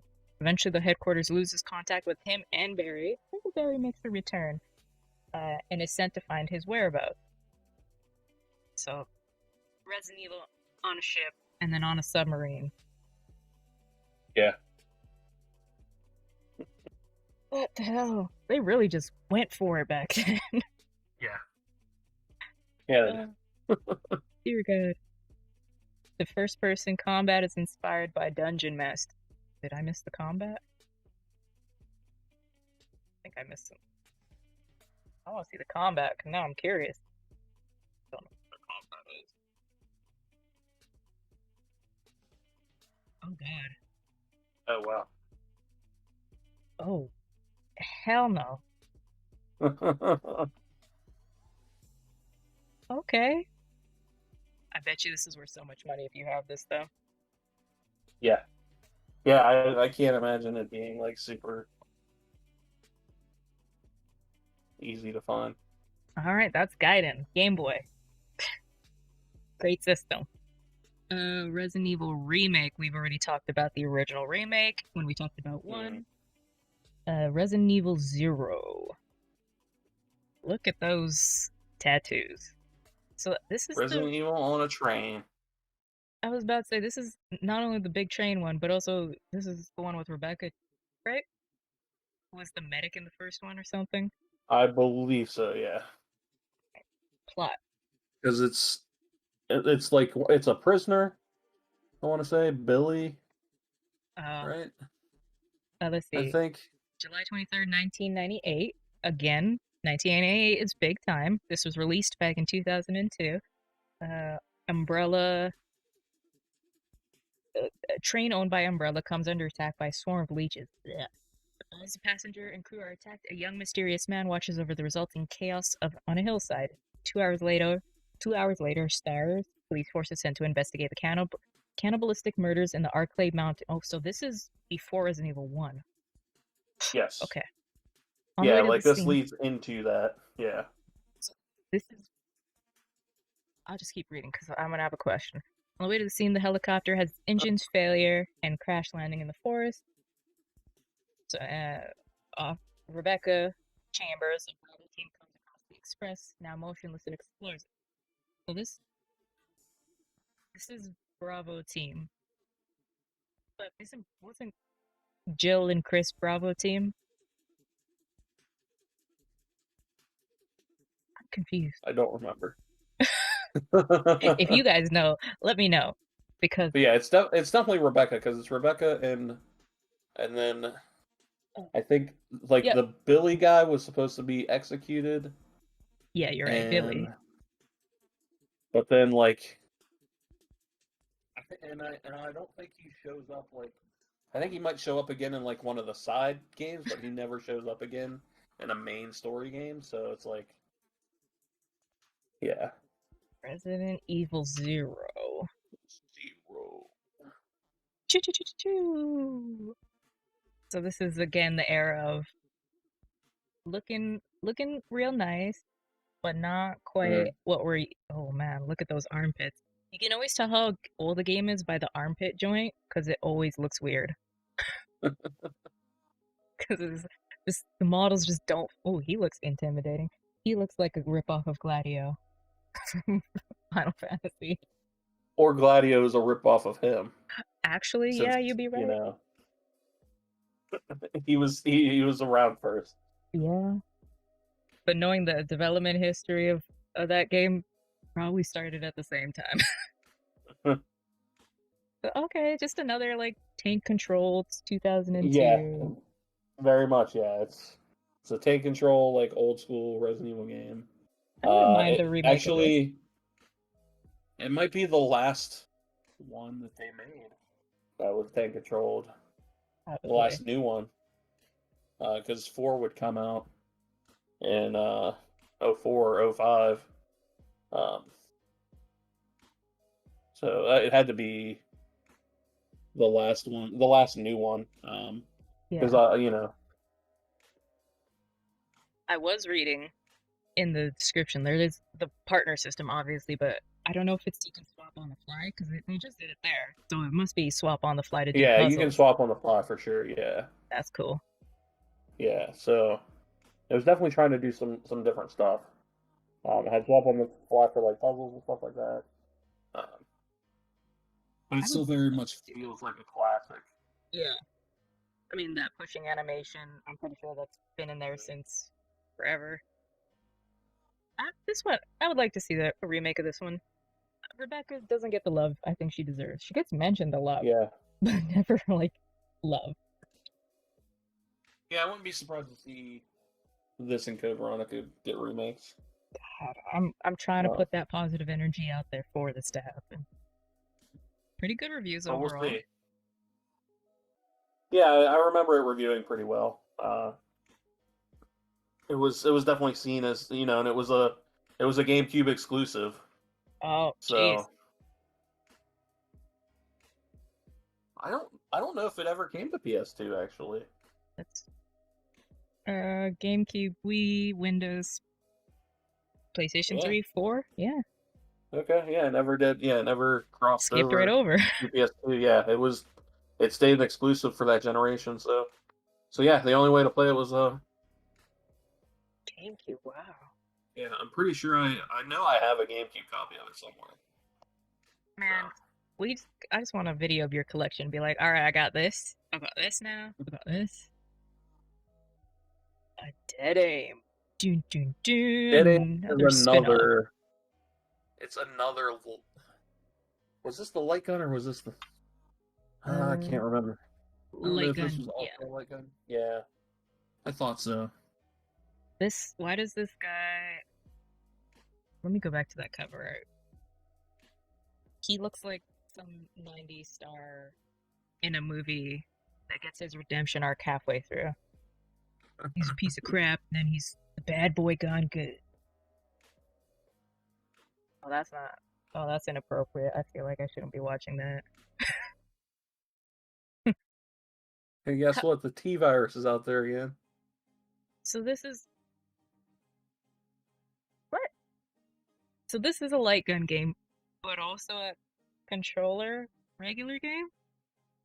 I don't know. Let's see. Let's get to some combat. Yeah, I guess so. Maybe.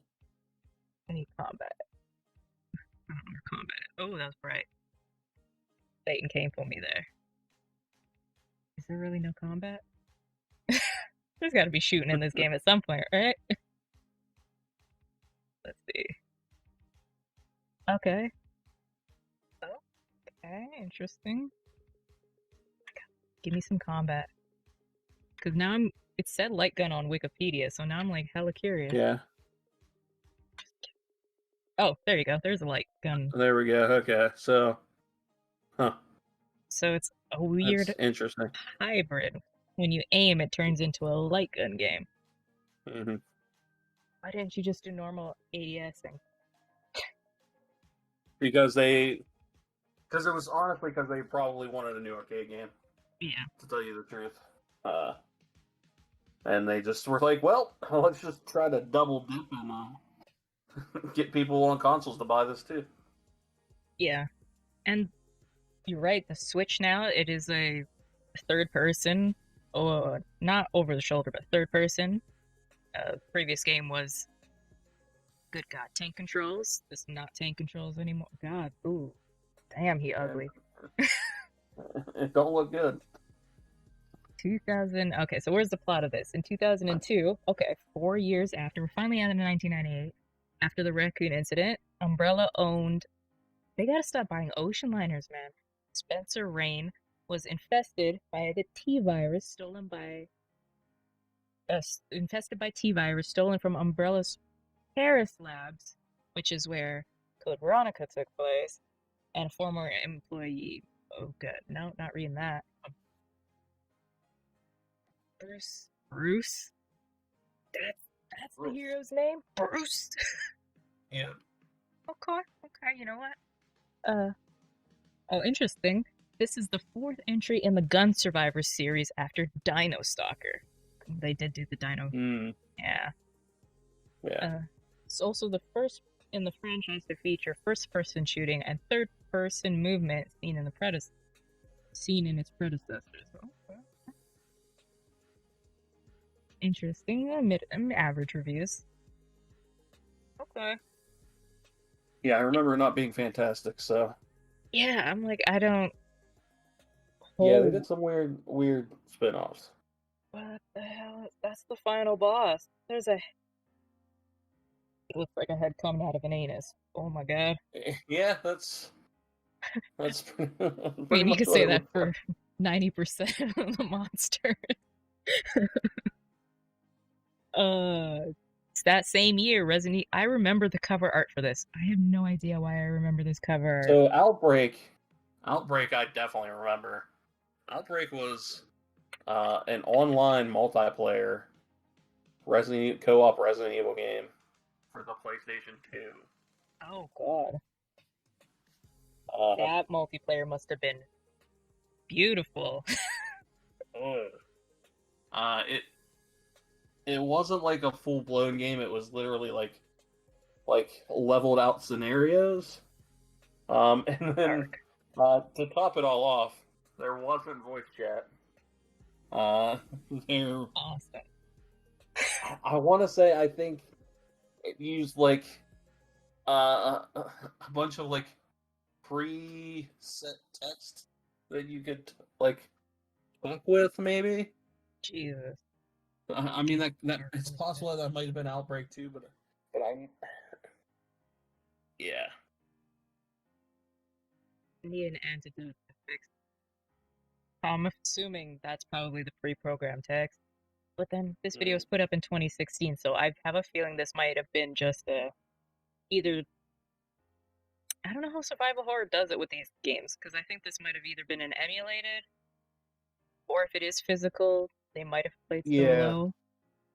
Don't know how they run through these kinds of videos.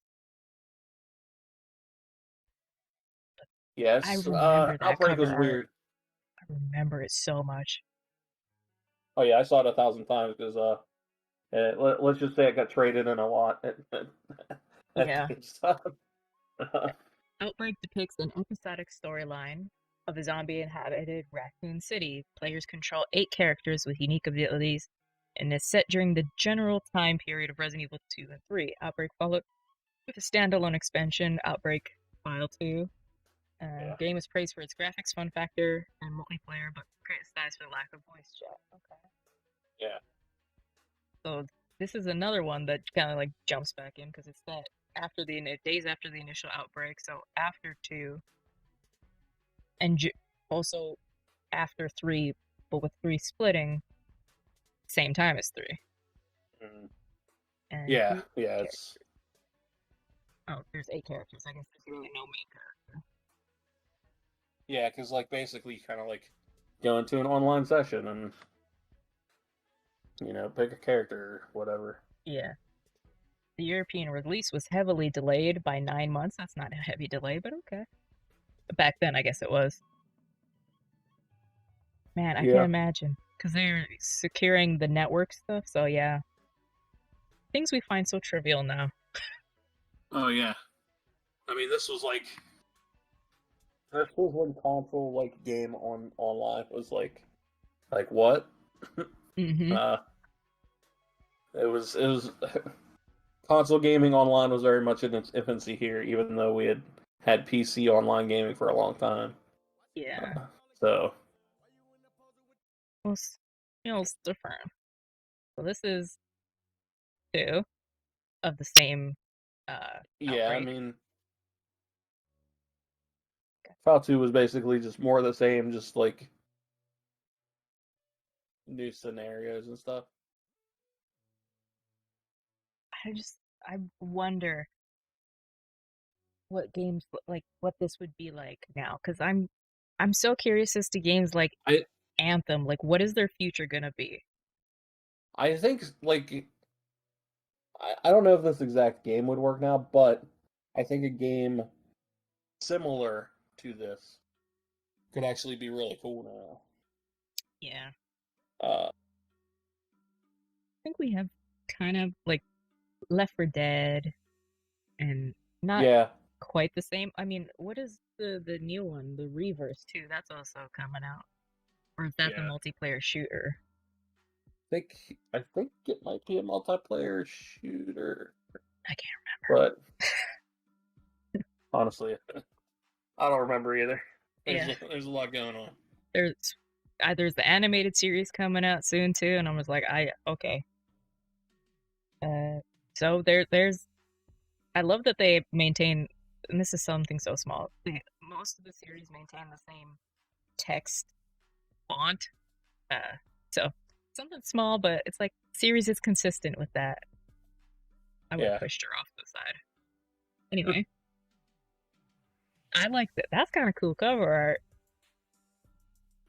art. Yeah. But man, those like that, the hand scratching stuff terrified me. Still does. Plus it had that sweet Sony Online Network logo.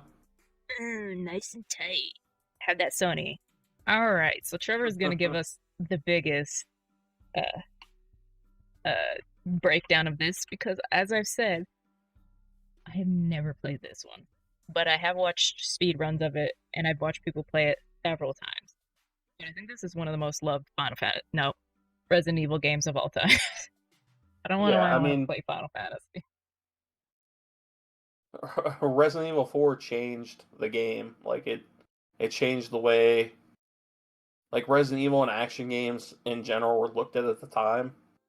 Um, it just you could suplex dudes just like you I was about saw to say, did right he there. just suplex him? Yeah, so like you could weaken them, and if you go up and like hit the button, you will suplex. Because that's what Leon Kennedy do. He's Uh, strong like that. but yeah, like it was very different because everybody was used to the tank control, uh, clunky system, and now you could actually, like aim and shoot, and I mean you couldn't move at the same time you were aiming and shooting. That's Yeah. still too advanced, but you could aim and shoot like it was definitely more action oriented. There was more going on at the same like on screen at the same time. Yeah. Um, and like it was just from like just everything. Like the boss battles were really cool. Like they were set piece boss battles that did different things in each different one. You had the upgrading the weapons system, all the little secrets you could find. You find the secrets, you know, you can insert like jewel pieces into other like uh into other reward stuff that you find and basically get more rewards out of it so that way you can buy better weapons and better upgrades and like you There's a you could lot going play on. Damn. Tetris in your inventory to properly align everything in your inventory to make sure you have optimal space for all that sweet ammo you're gonna get by killing these old dudes with dangly spine monsters coming out of their heads after you shoot it off. Um, it's it was just it was so different and so good at the time that it came out that it like redefined what Resident Evil was Yeah. for a long time.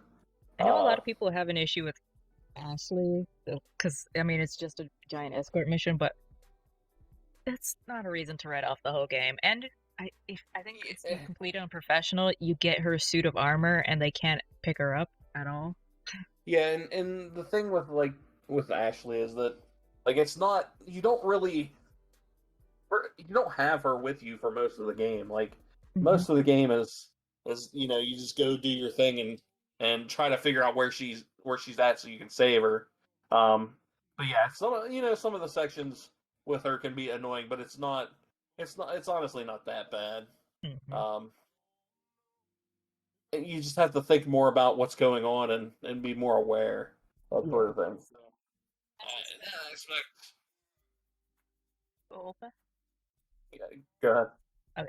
Also says you can kill the merchant in Resident Evil 4 and he'll be dead forever. Yes, you can. And I think You Leon's voice shouldn't. actor is the merchant too.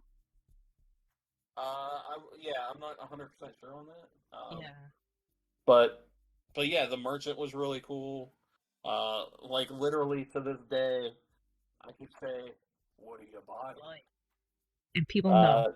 Uh, yeah, and exactly haha, thank you. I'll buy That's that at a high price. Like I'm kind of all of the glad stuff the merchant says, I'm glad they brought that in a way brought it back for Village, although I've seen the attaché case. Like the organization isn't the same because you can literally make room for everything, give or take, and the Duke isn't the same as the merchant. But if they say not as yeah, iconic, but from what I understand, it does feel like the move from what Resident Evil was before. It's kind of almost like their same move is like, hey, we took 7, we made it horror again, and then now we're gonna like kind of Resident Evil 4ifies it, yep. and that's what you get with 8, to an extent. I mean, Um, the more you look at Village, the more you're like, oh, that's really just Resident Evil 4, honestly. yeah, yeah. It's hey, what if Resident Evil 4 was the first person shooter, and you get a Resident Evil 8? Probably a lot of that's a question a lot of people probably ask. I bet you there was a mod or two out there for that. Although I don't know if I'd want to play this. And could you imagine that? Just that section sprinting from the boulder in first person? Oh my god, I'd have a heart attack. Yeah, and I mean even like that stuff, like the quick time events, like it wasn't necessarily new at the time, but that was when they were popular. Yeah. That was when they were just starting to be popular between this and the OG God of War. Like that's when like those quick time events were starting to become a thing. True. And developers started relying on them probably too much. Oh god, yeah. to do that Oh stuff. god, But yeah. They really became a man. Why is Leon so buff but so skinny at the same time? He just kicked down. Is that Vega? yeah, like so there's these big ass dudes, where there's usually a bell somewhere in the room where, because they're blind, so they can only, it's all based on what they hear is what they'll attack. So as long as if they can hear you, they'll find you. Although that one looks real confused. But in theory, yeah, there we go. So in theory, it will chase after you until it hears something else. So you would like hit the B.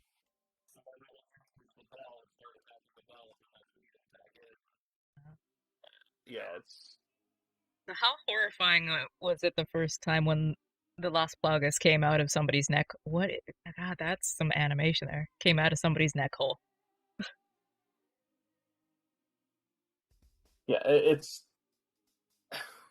It was one of those moments where it's like, all right, he's down, and then all of a sudden it's like, ah! And yeah, so yeah, he got stuck in the thing there. It's Man, isn't that an age-old like have them run at that? Because I remember that from Arkham City with Solomon Grundy. yeah, I mean, that's yeah, just and a I mean, classic big. What is that? Is that Hellraiser? well, and Arkham would have got it from this, Yeah. So like this is kind of where a lot of those tropes started. So I've never met somebody who has like a really bad thing to say. Most people that have a bad thing to say, they just complain about Ashley. But again, yeah, so the plot of this one is now he is no longer Officer Kennedy; he's U.S. government agent Kennedy. yes, he is working for the president. He is. He's on a mission to rescue Ashley Graham, who is the president's daughter. She's been kidnapped by a mysterious cult. He travels to an unnamed rural village in Spain, where he encounters a group of hostile villagers who pledge their life to the Los Iluminados, the cult that kidnapped Ashley. The villagers are once simple farmers, until they become affected by a mind-controlling parasite known as the Las Plagas. I'm only giving you guys summaries. You guys can... You probably know the history of... I almost said Resident Evil, or you've played Resident Evil, because now we're getting to the point where most people have played the game. Let's be honest. Yeah. I think 4 was a big introductory point for people. 4 was like my big. Scary. Yeah, it still had the horror elements, and like I was talking about before with the chainsaw guy in the first town, and it still had that horror element to it.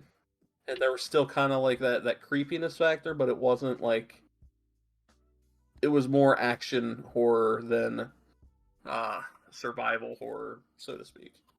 I want to see him cut his needles, because that's still such a jarring thing to me. Yeah, it really is. And I mean, like the chainsaw guy is creepy. Like, it's basically, he looks like the original Jason with just the bag over his head. Mm-hmm. There it is. Yeah, and like, literally chops your head off. So that went by too quickly. I'm gonna go back. And the first time that happens, you're just like, because I remember, I distinctly remember playing this with my friend Tim.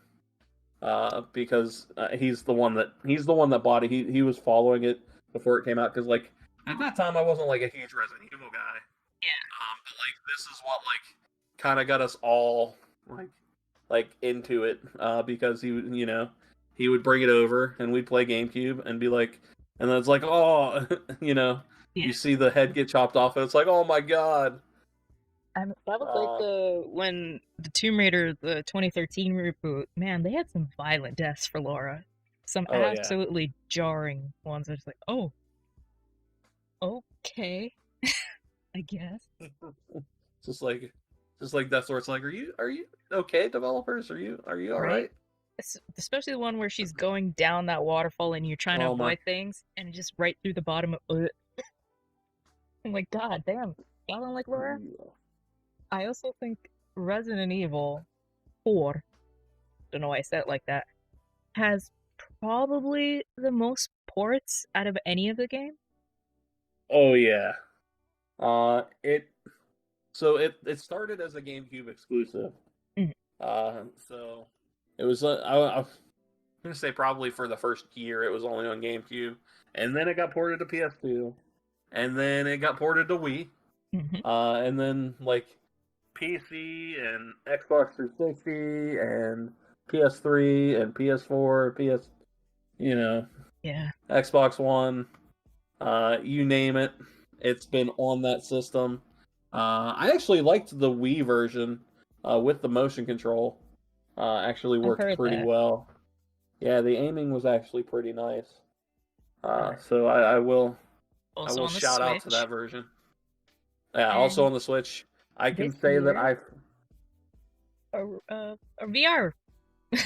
yeah yeah Oh yeah they gosh. showed off the VR version which that's what makes me wonder if they are doing a remake of 4 is because they're coming out with that VR version. But I mean, uh, they're putting it on the Unreal 4 engine, so yeah yeah.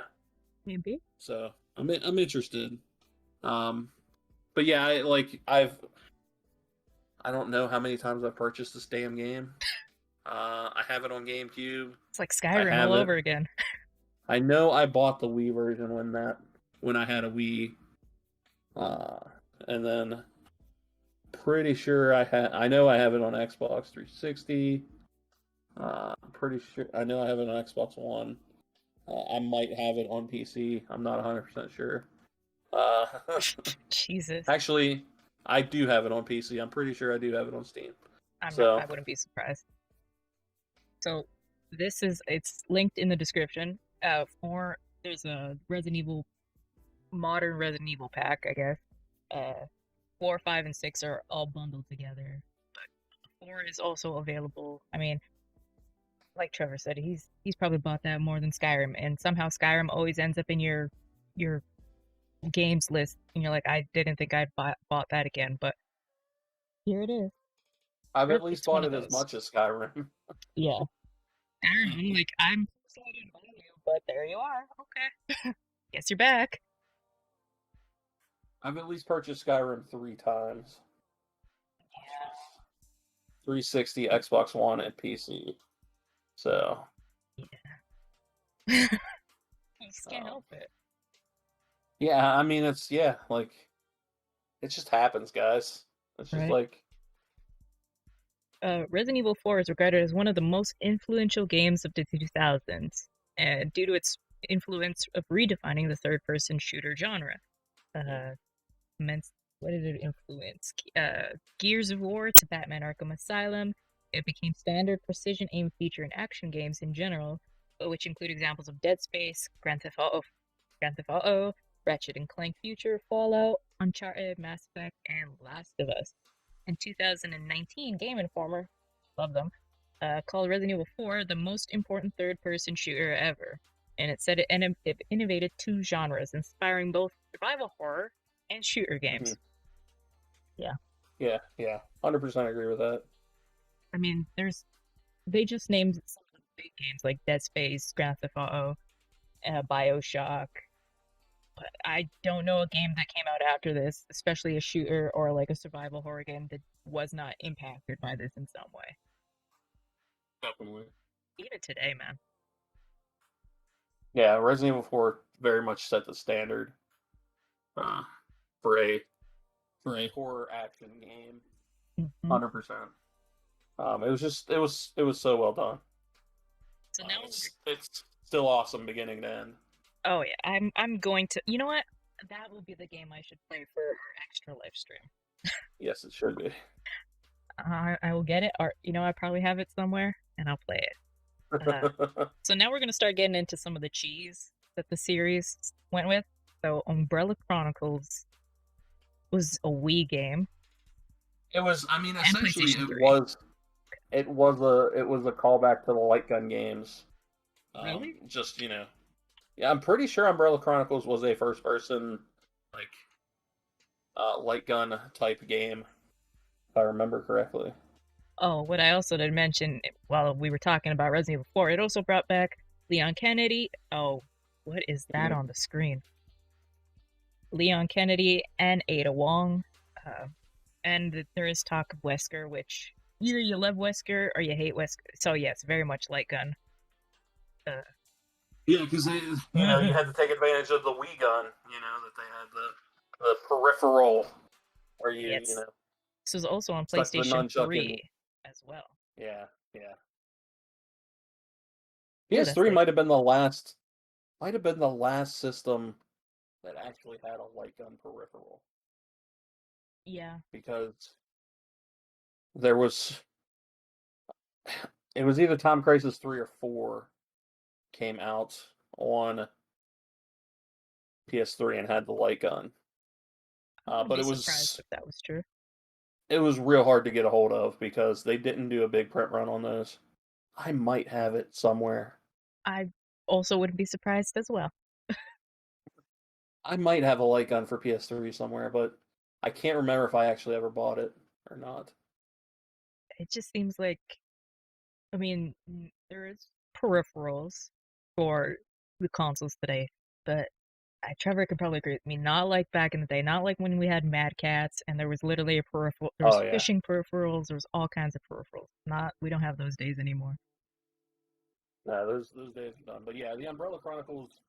Each mission is just like a different, takes place in a different place and time and era. I believe it literally is through the Chronicles, like the Umbrella years, and goes through different. Right. It fills in, I guess, some gaps. Evil 0. Second scenario is Resident Evil 1. Next is 3. And the final scenario is a new scenario. Yeah, so it definitely jumps around. That's what I thought. So that's got to be confusing if that would I'm probably not going to be most people's introduction. Actually, I shouldn't say that because the Wii was a lot of people's introduction to things. Yeah, I would say potentially but I don't think I also don't think people were jumping into this game because it was for the story or anything. Yeah. I think that it would have been like, oh, this is something I can use my gun peripheral with. Finally, so I can use this plastic thing where I plug in my Wii remote and nunchuck. Not bad reviews, actually.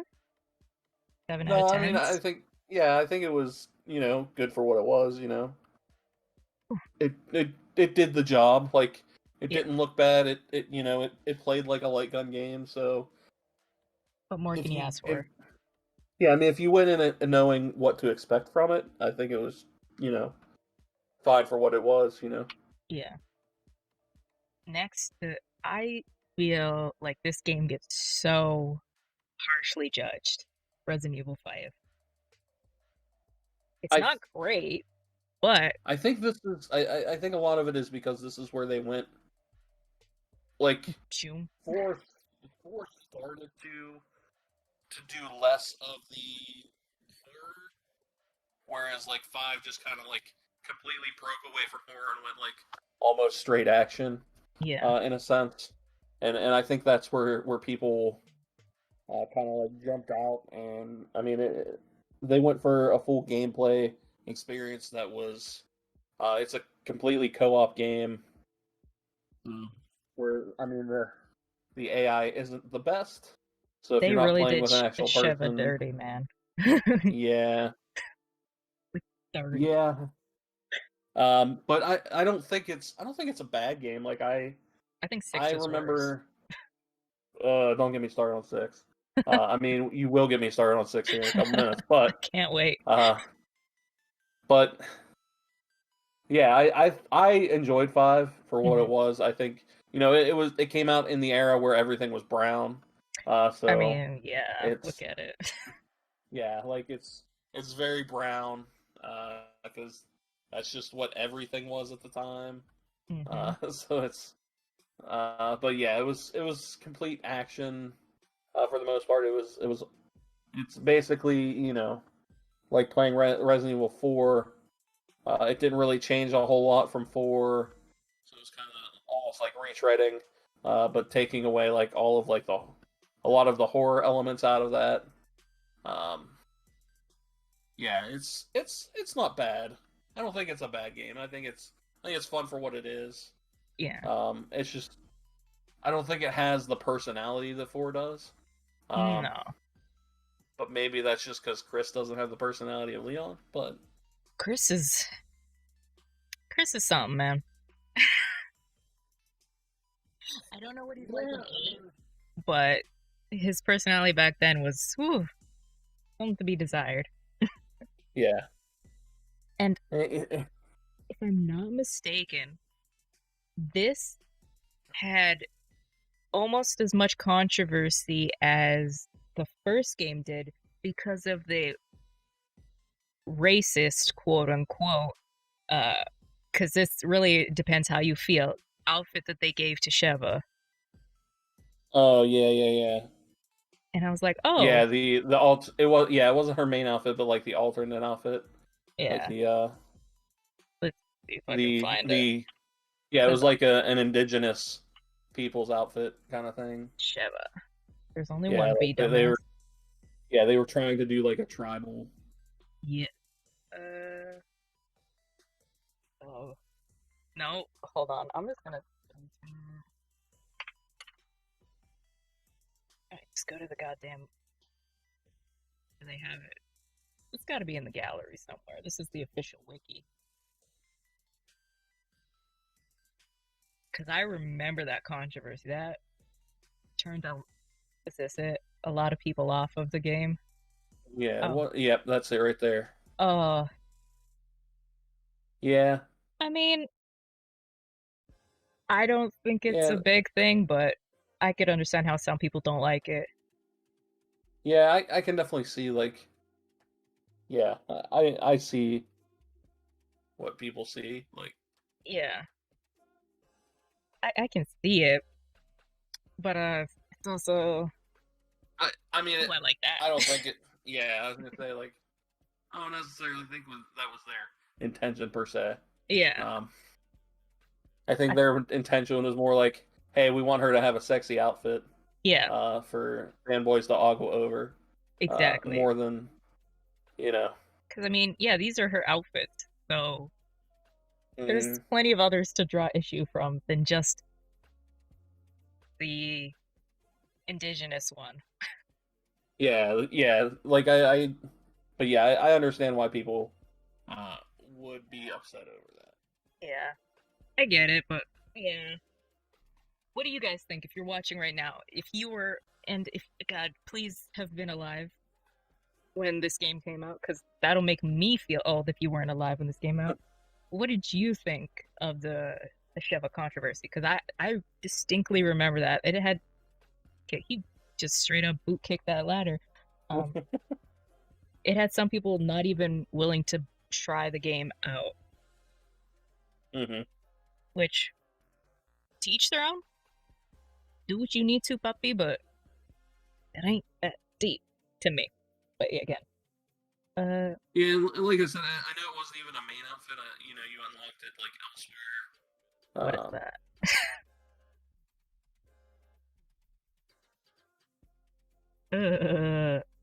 that? Why is everything so ugly and too close 90% of the time? I think I peed and the mouth splits. That's the wrong way. Yeah.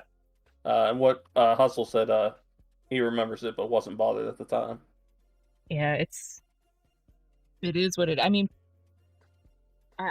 the fact that people are making videos sitting there crying about Resident Evil Village, it just makes me like, I want to empathize, but you're crying over a video game. Come on. Yeah, I think when it comes down to it is, if you, I mean, I guess I can't speak from a, I can't speak from a cultural level because obviously I don't have that. But I can just say like if something, if something like that offends you to that point, like just vote with your wallet. You know, don't give them money. You know, if they're gonna be that way, like. Yeah. Baron says he avoided Resident Evil at this time, and Hustle says, I thought the racist part was the killing of the black zombies. See, that's more racist. I actually, I mean, I think Hustle's right too, and I think that was definitely part of the you know, the whole thing, because they're going into Africa and killing black zombies essentially. Yeah. So I think that was definitely part of the controversy there too. So I think he's right in that. Yeah. I mean, it is what it is. It's hard to, because no matter what, somebody's gonna be right. Yeah, somebody's gonna be upset about it. Yeah, exactly. And I'm just like, at the end of the day, it's a video game. I didn't play this because I just wasn't into Resident Evil at the time. But an outfit is not. I mean, bruh, I review old games, and I spent like 3 minutes in my Champions of Norath review talking about jiggle physics from the early 2000s. So I really don't care about stuff like that. Well, yeah, like, and it's funny because I told you earlier, I got the re-release of Baldur's Gate Dark Alliance, which has that same where, you know, hey, we're gonna have these female characters with oversized breasts, and like even in this new version, that's still there, and like if you look at the characters, like there's some like tearing because they made the breasts like too big even for the outfit. So like it's kind of like, it's like, oh, it just doesn't fit inside what they did here, so it just like looks dumb. It's like, now okay, that's funny. guys. Yeah, I was like, oh wow, it's but See, I wouldn't mind a remake of this one just for the upgraded AI. I want them to change the AI because watching what we have, Sheva has to be with you, which if it's another person, you can yell at them, but I won't for the so many ants everywhere. But yeah, I mean, I would say if you're gonna play this game, play it co-op, because that's kind of the way it was meant to be played in that aspect. Like, is it local co-op or multiplayer? It had online. Okay. Because this came out during the 360 era, so it was 360 and PS3. So, yeah, it had actual Xbox Live PlayStation Network support. Dang, okay. Maybe I'll wrangle a copy and force somebody to play it with me. Yeah, it's I didn't think it was bad overall. Despite the controversies that it may have, but again, like I said, like I can't. I hate to be like, I'm not offended, but like granted, I don't have that cultural thing. You know what I mean? So, but I don't think you should sell your opinion short, because you may not be affected culturally by the outfit or what's going on, but you are smart enough and man enough and human enough to recognize when something is wrong. That thing just switched back, and for you to be like, it's really, that's the part you're gonna lose your mind out of compared to some of the other stuff going on. I think you can point stuff out. Yeah, I mean, there's definitely some stuff that have been in things where I can be like, that was a bad idea, right? But but there's definitely some stuff that like, I'm like, I don't, and maybe that's just the era I grew up into. Yeah. Because I mean, Uh, I lived in the '90s where like everything was a intense. lot of that. Yeah, there was a lot of like racist or homophobic stuff that we didn't correlate with it being that way, but it was just that we didn't know. If Exactly. if if that It if that makes makes sense. sense, like I like mean, it doesn't. when I was younger and in high school, I probably said a whole bunch of insensitive stuff, and it was from a place of ignorance, not from a place of Right. I hate this thing because it's different. Yeah. It was more just like, you know, I I don't know the weight of the words that I'm saying because I'm a stupid high school kid. Yeah. Exactly. And People I can think that's grow and learn. yeah, I think that's something that you'll learn with age. Hmm. Partially. You should learn with Unfortunately, age. I was gonna say you should. Unfortunately, the big problem is that enough people don't learn that lesson, Yeah. and they don't realize that hey, the things you say actually matter. Hmm. Um, and Yep. even if that's a thing where it's like Oh, when that you're dangly bit. when you're someone that does have privilege, you need to be able to recognize that hey, even though like I'm not gonna be offended by it, there's easily people that could be, Yep. because they see things in a different light than I'm ever gonna see them. Yep. They they live different lives than me, And so I know this is a God, that dangly bit is so distracting. I know this is an offshoot, but if you love content creation and you like the kind of like the conversations being had now, like actual conversations where people are willing to sit and learn, there's a video, I can't remember the name of the guy who makes it, but he talks about minstrelsy on Vine and how um, minstrelsy is still around and it's perpetuated by creators of color and how we need to have a serious conversation about it. I can't remember the video, but I'll probably link it on Twitter later when I remember at like 4 o'clock in the morning. But it's a kind of on this. It follows in the same lines of what we're talking about because it's not just it. It affects video games. It affects our lives. It affects daily stuff because it's still going around, and we don't need the stereotypes. Even if you're a person of color, don't live up to the stereotype, man. It does nothing for you. And I will give extra credit because the kid who did the video, he was like not white but like white, like real white. You know when you're real white, you're just, yeah. And he's yeah. like, I probably shouldn't be, somebody to call this out. I'm like, no, just because you're white doesn't mean your opinion is invalid. You can see and recognize that something's wrong, and you want to hold people to a better standard. Video Yeah. games, creators, whatever. I mean, like you said, there's some things I've seen in video games that I'm like, that's a no. Like, Yeah.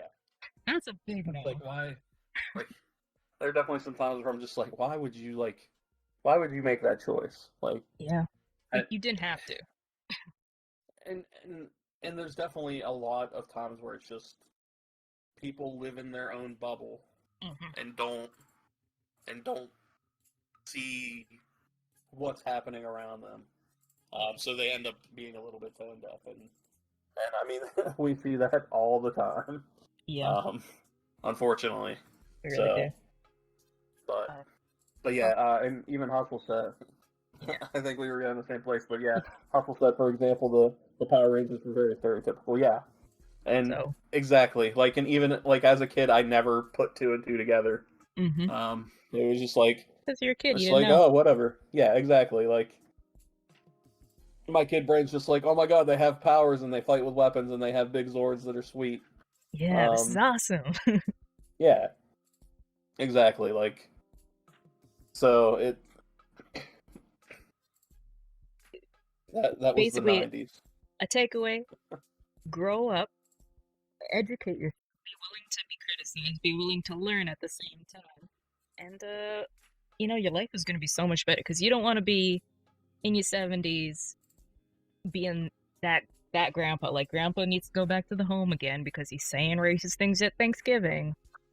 Exactly. Yeah. Yeah. You don't want to be that person. Yeah, Like why? Like I mean, yeah. other people having a different culture than you doesn't hurt you It at enriches you. all. Like yeah. Yeah, like I mean there are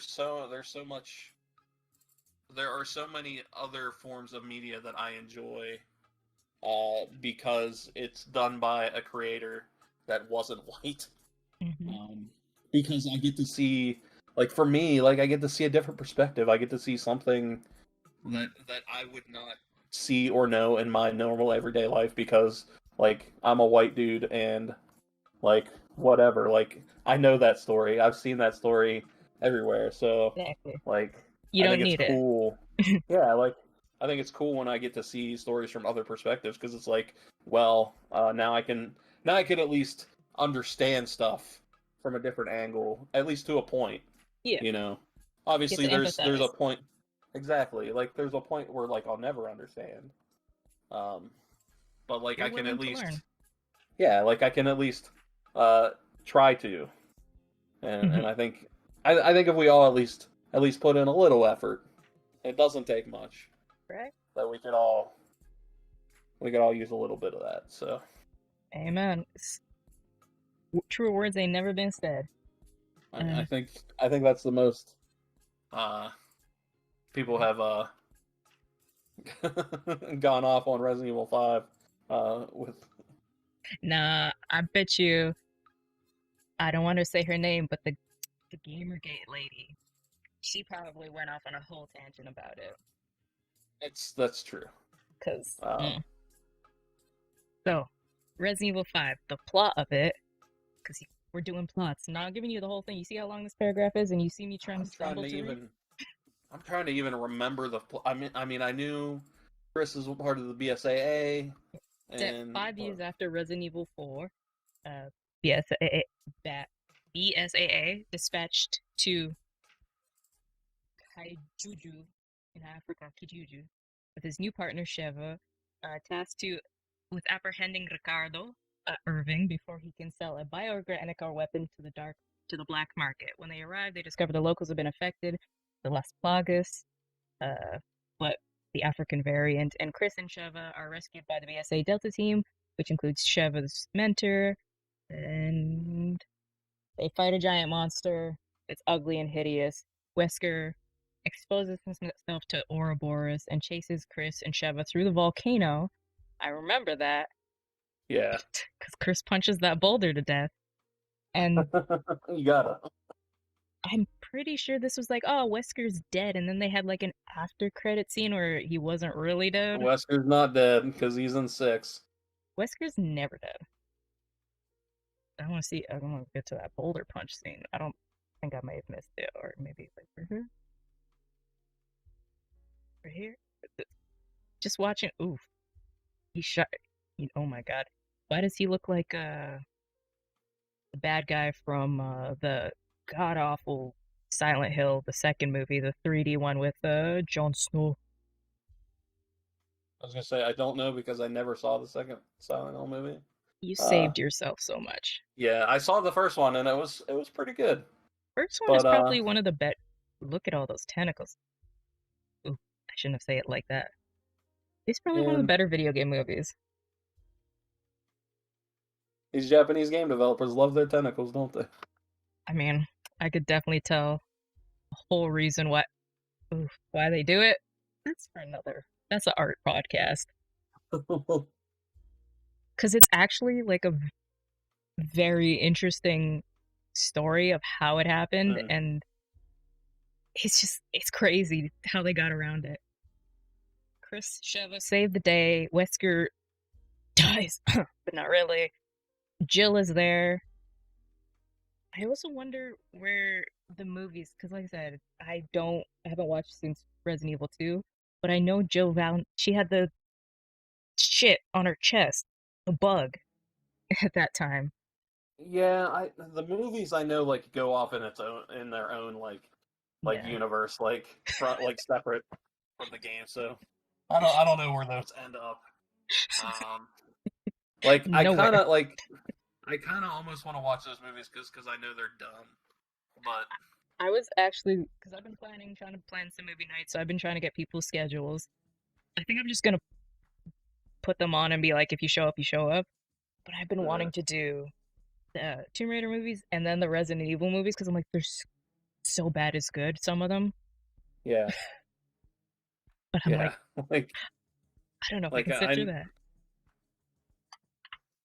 I think I think I can sit there with other people. If I'm Okay. making fun of them, but yeah, Dark Side Chronicles I think is the same concept as the Umbrella Chronicles. Yeah, that's what I'm thinking.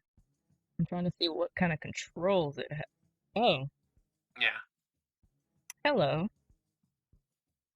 You know what? I wouldn't mind a light gun game again. yeah, But like they better. just don't make them anymore. Yeah. I'm guessing maybe there might be newer ones in like arcades, but as far as ones they also release on console, they just don't make them anymore because like light guns don't work Yeah. with newer TVs. So, That's true, yeah. um, although I Um guess you kind of like you did could kind of do see, VR. yeah, I was gonna say with VR, I guess that's like the new way to do them. Yeah. Would be VR and even stuff like the PlayStation do. Uh, God, that would be nauseating though. Still see that. Especially the on rails. Yeah. Oh. So this was released Yeah. on the Wii and PlayStation 3, and it's a Yes. prequel to Resident Evil 4, set 2 years before the events, and it revolves around personal stories in the series. The retelling of the events of Resident Evil 1 and Code Veronica in a new chapter. For Resident Evil 2, the player takes control of Leon with his beautiful hair and Claire looking all cute, with Sherry Birkin acting as an escort. Code Veronica chapter features Claire accompanied by fellow Rockford Island prisoner Eve Burnside. That's a porn name if I've ever heard one. Oh my god. And later her brother, the name Steve. Steve Burnside. But that's a porn name. Oh my god. Huh, not bad reviews. Capcom was forced to Yeah, defend. that's Ooh, his middle name was definitely Steve, and he did grow up on Birdside Drive, so that's oh, like you ever hear a name and you're like, damn, that's a porn or that's your stripper name or porn name? Exactly, that's what my brain said. In 2009, Capcom was forced to defend the game from allegations from the Anglican Church of the United Kingdom, which that said they glamorized violence and promoted the occult. So they had a problem with well. this, but not Resident Evil 4. I was gonna say, well. I mean, they're I not wrong, mean, but like Pastor, why are they've you only playing been violent doing that games? for 15 years at this point. Right? So this, yeah, but what am I? Mercenaries know, 3D. This is running also with the devil. on Yeah, this the was back. yeah, Mercenaries 3D was the Mercenaries mode, I believe, but it was released on the 3DS. So Mercenaries mode was first introduced in Resident Evil 4, I think, was the first time it was introduced, and it's basically like an arcade, kill stuff, get score type of thing.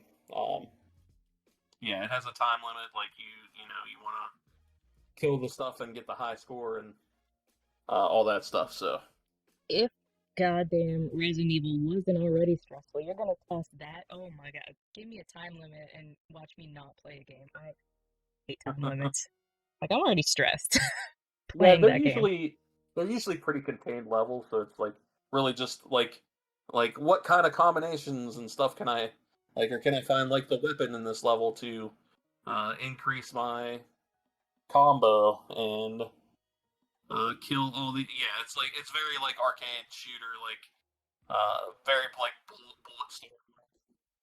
Ah, Yeah, it's the mercenary mode is actually pretty fun. I don't know if releasing it as its own thing on the 3DS was like the thing to ideal. do.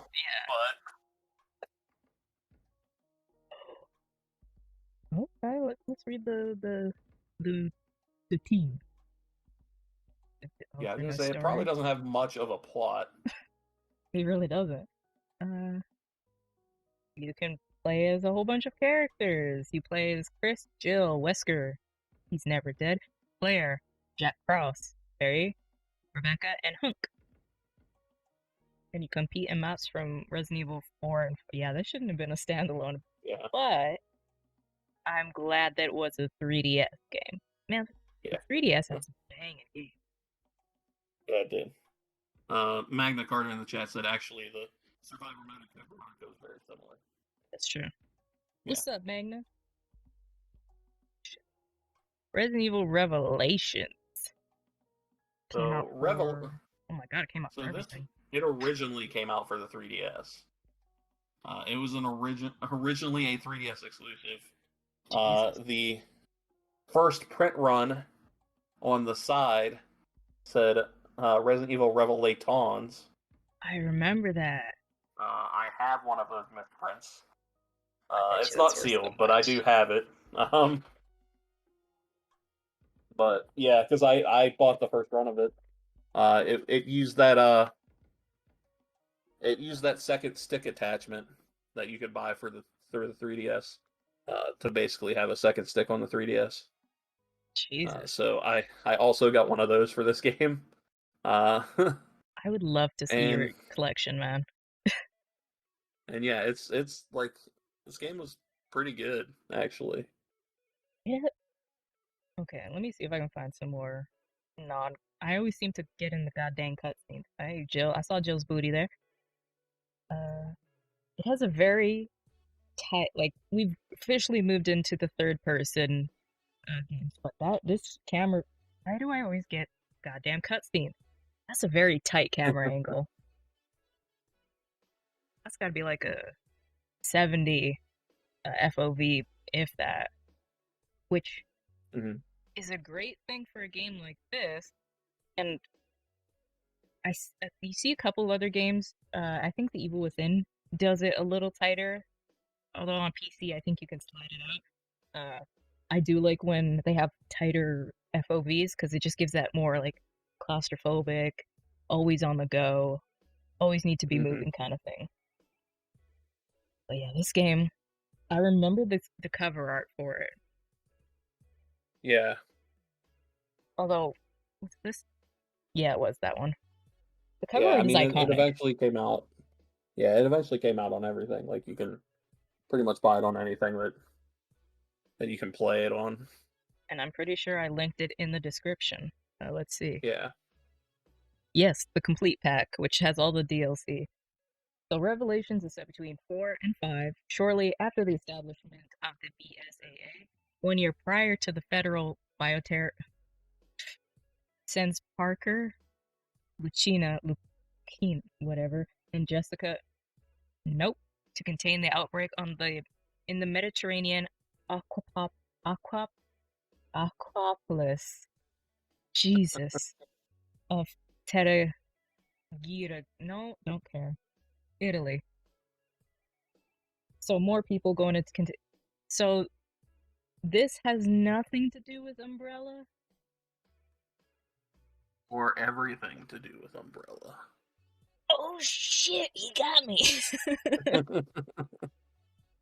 But I did see Jill and everybody like make an appearance. There's some bioweapons out there. Go find them and take care of it. I mean, that's literally the plot to like every Resident Evil game, essentially. Yeah, that's true.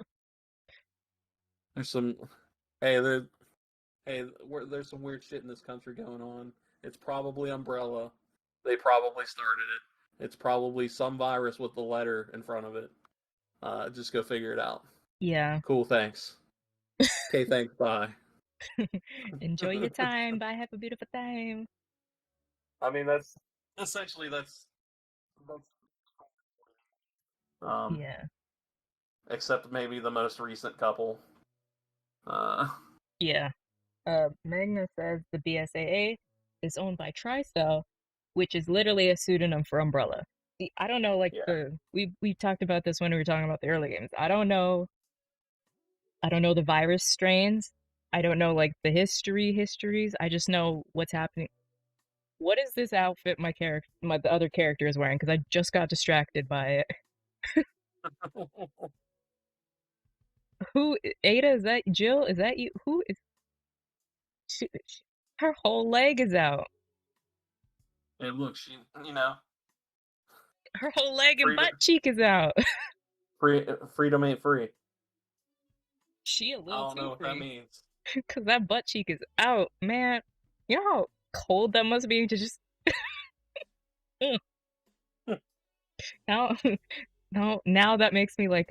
I'm usually okay with high fantasy stuff because they have some ridiculous outfits, but I'm distracted by that. Like I've seen some high fantasy stuff where it's like, damn, okay, whatever. But that was distracting. He's like, girl, you in the tundra. What is you thinking? Right? Like, It's cold. I live in cold. I understand this. That distracted me more than I thought it would. Damn. But yeah, I don't know like the histories of Umbrella because I know in the recent games it's kind of branched off, but still is, but not really like how these yeah, I games mean, were. like it kind of just all boils down to Umbrella accidentally released some bad stuff. Yeah. And Wesker never dies. Go, yeah, and Wesker lives forever. Uh, Magna says the virus strains T, G, C, T. Veronica, Las Plagas, and Ouroboros. Isn't there an S in there somewhere as well? I know, man, I don't, like I said, I tried to watch a video and it was like 2 hours. I'm like, yo, in my grand scheme of things to do today, not this. yeah, yeah, I don't really feel like spending 2 hours figuring all this out, but yeah, I mean, I think with Resident Evil, it's more of like, all right, I get the gist. Let's. Yeah, You don't need to. I don't think you need to know like the minutia, so to speak. It's exactly. like And it's it's so much to the world because there's books, there's movies, and not just like the cheesy movies. There's like animated movies. there. I've heard the anime movies are bad. Yeah. But I've never watched them, so. So if you were watching at the beginning, you know this was my first Resident Evil game that I consciously remember playing. And this is, ironically, the first one we've come across that is not canonical to anything in the series. It's a hypothetical situation game.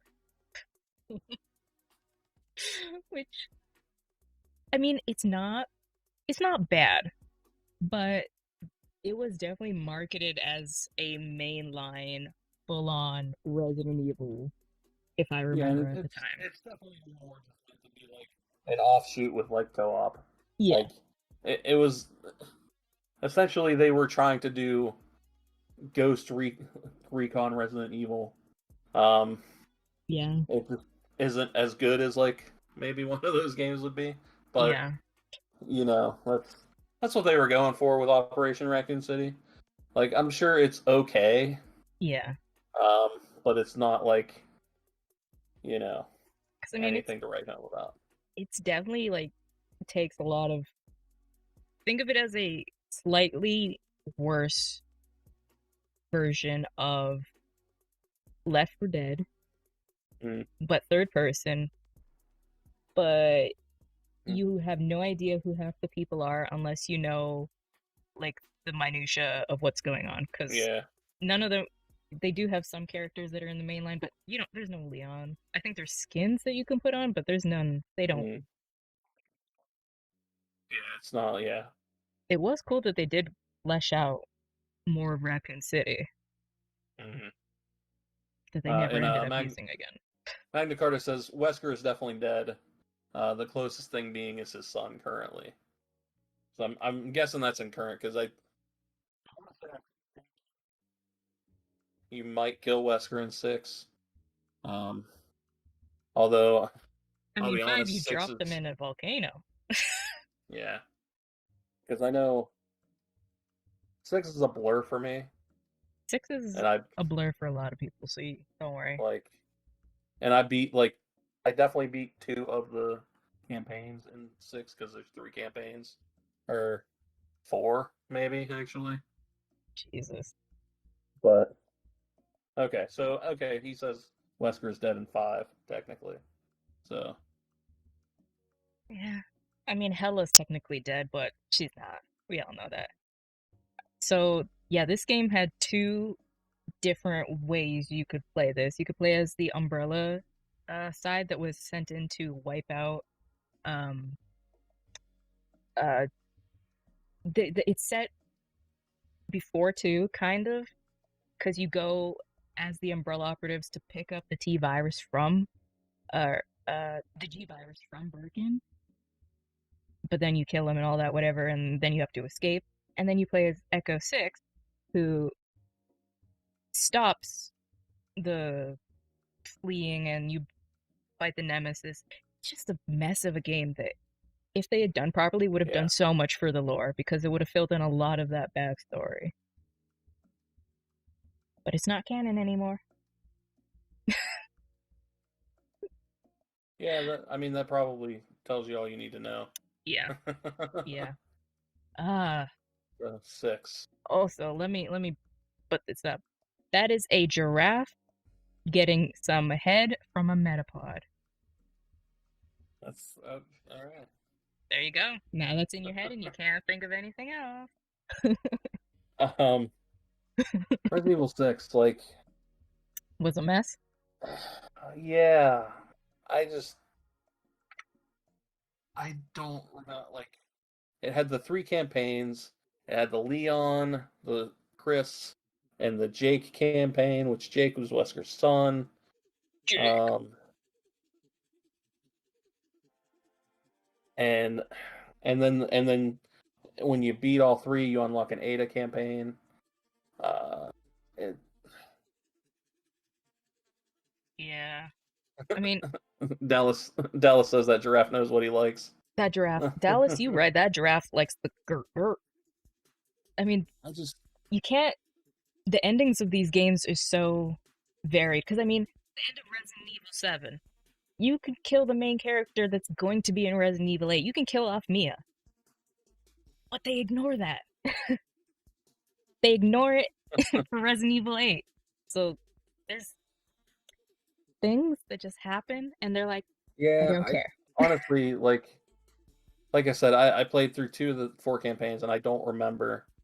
Like, I remember Leon's being the best of them. I'm not surprised. Um, It's Leon. but I think that's because like his was the more classic Resident Evil. Yeah. Um, Chris. whereas yeah, Chris was very much a like, Call of Duty. basically it was Gears of War, Call of Duty type of thing. Oh no. Yeah, it's just I think it just went so far away from what Resident Evil was at its core that Yeah. Oh my yeah. god. Yeah, watching this like that, I don't even know what to say. Let's see what the plot is. Mm.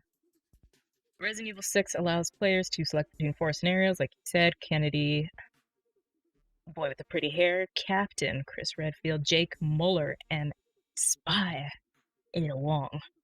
I love Ada. She got so underutilized. She's a bad bitch, man. And I don't really care about the plot. Or I guess maybe. Because they have all different scenarios, so they kind of take all different. Resident Evil Yeah, 6 it's is a weird game.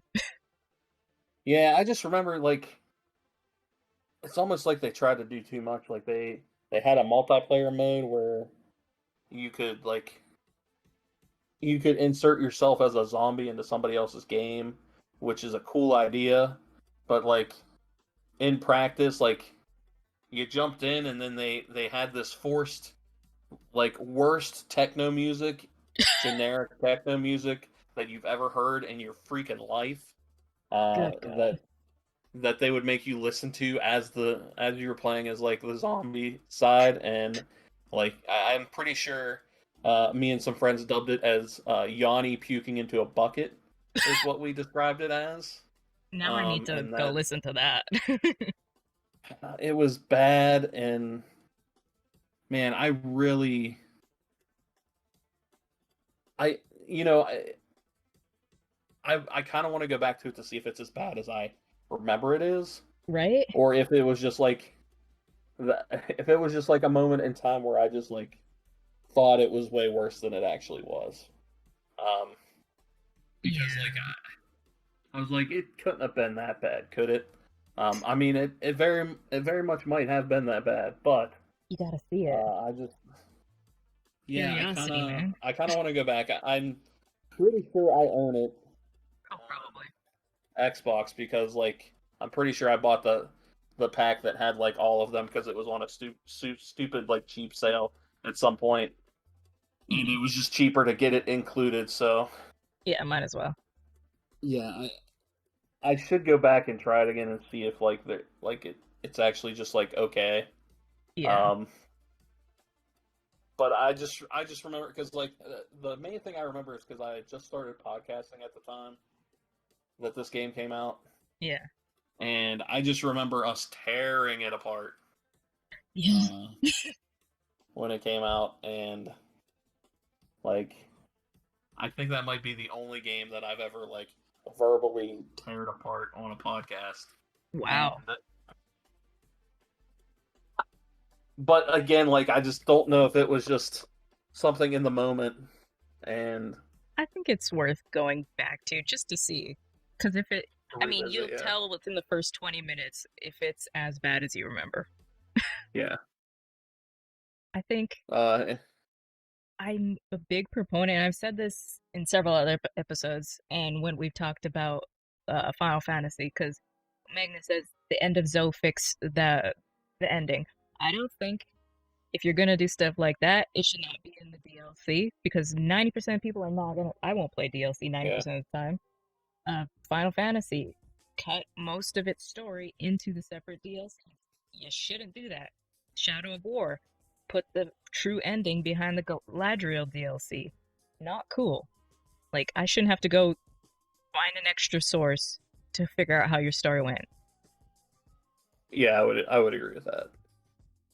And especially, like I said, most people are going to get through the most of the story, and if they don't like the ending of Resident Evil 7, which most people may or may not, depending on how you feel, I'm not going to go play DLC for a game I didn't like the ending of. Simple as that. Yeah, I mean, and plus the biggest problem with that stuff is if you're gonna do a story DLC that ties so into that, it's like it's hard when that comes out months later. Yeah. Are people actually gonna like take the time to go back and play it? Yeah. And I would say the majority of people probably won't. I mean, you're definitely gonna have those hardcore fans that'll do it, or you'll get the people that play the game later Mm-hmm. that'll just play it as part of the experience. Yeah. But to get that initial crowd, like right now, everybody's playing Village. Yeah. And if you do another DLC down the line that adds more to the story, I mean, how many of those people are going to come back and do it? I don't know. It's hard to say. There is already some controversy with Village, which we're not going to spoil Village. Yeah, I'll be honest, I haven't played it yet. So, Yeah. it'll probably be a while for me, just Yeah. as it's not in the budget. It's very expensive. Yeah, I mean 60. Well, yeah, it's $60 on maybe. Yeah. Maybe it's 70. I don't even know what these games cost anymore. Yeah. Now that we're in the next gen of stuff. Right? Either way, it's at least $60, and I don't have $60 to throw down on it. So yeah, it'll be a bit until I get a chance to play it. And you could also make the argument, play it on Game Pass. Game Pass doesn't offer the DLCs most of the times. There's very few games Yeah. that they offer the DLC included. Final Fantasy was one of them. I don't know if Biohazard. I know it was the birthday DLC was the only one available for Resident Evil 7. Yeah, so for Resident Evil 7, I ended up buying the gold edition on Xbox when it was like stupid cheap on sale. because it has the DLC. So I do need to actually play through 7. I've only played like an hour of it. I don't like scary games, obviously. And there was some real like disgusting moments, like right at the beginning, where they're trying to feed you the intestines and stuff. But man, that game was good.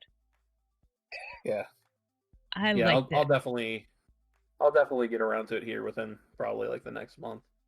I just have to be in the mood. Yeah, I for mean, it. So horror games are definitely one of those you got to be in the mood. Because I've been struggling to play Evil Within, even though I know like Kent loves that game and I know it's good, but I don't, I'm yeah, not in a horror mood. yeah, that I want to play that too actually. But yeah, it's definitely on my list of stuff like I want to play, but it's just like I just am not I'm not in that headspace right now. So Yeah. uh, I think that's why I've been struggling to play the Division too, like finish it, because I'm like, this is too close to what I'm living through right now. I really don't want to do this. Like I'm not in that yeah, headspace. yeah, and sometimes that happens. I mean, that's kind of like how the reason I spent the weekend playing Baldur's Gate Dark Alliance was because it was a game that required no thought, and Mm. it was just like me swinging a sword for hours on end and just like listening to podcasts. So that's Same reason I spent the weekend playing Dragon Quest II Builders. Dragon Quest Builders 2. I saw you were playing that. I just it's one of those games it's not like overly complex and I could just put on like a TV show or a podcast in the background. That zombie just cranked that and he got no booty either.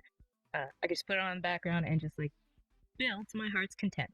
And it's cute, it's chibi, but it's still in the Dragon Quest universe and I'm just like, I love this. Give it to me. I don't need to Yeah, think. I've heard good things.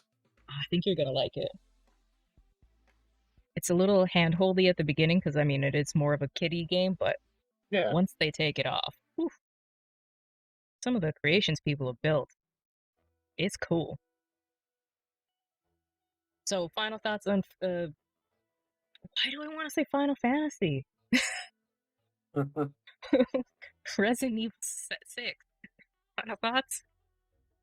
uh, don't bother. I mean, skip it. Let me see how much it is on Look at the 40. replays. Nah, Hang on, it's on Switch. find it on a deep sale. Yes. The complete pack, which has all the DLC and all that, is $48 Canadian. So probably $2 for you guys. It's probably And more like $30 for us. $36 for the non-pack one. Yeah, I mean, I wouldn't pay that much. Like, No. if you can get I would say don't pay more than $10 for that. Yeah. If you're interested, Humble Bundle. Like I said, the link is my partner downloaded a link. I'm an affiliate with them. Do what I do is like say Resident Evil. I haven't put it on yet. I'm gonna add it to my wish list though, and every few months I'll get the notification. Hey, it's on sale, and I'm like, not low enough. And then usually when Steam is having their summer sales and like GOG has their summer sales and all this stuff, because actually the spring sale should be coming up soon. These are gonna drop. Like Resident Evil, the Gold Edition right now is $53, so about 43 Canadian and US. It's probably gonna drop to about $20. So wait a couple months, unless you already have it, or go to another e-seller because these games, especially the first one, worth playing. I mean, we've talked for the last 2 hours about them. You're definitely gonna get like a lot of that stuff will go on sale. Yep, it's gonna happen. it has to. It's not sustainable. Yeah, they're on. I mean, they're on sale pretty often. Yeah. So now back to the spin-offs. And this is, I think, where the series took a real lull.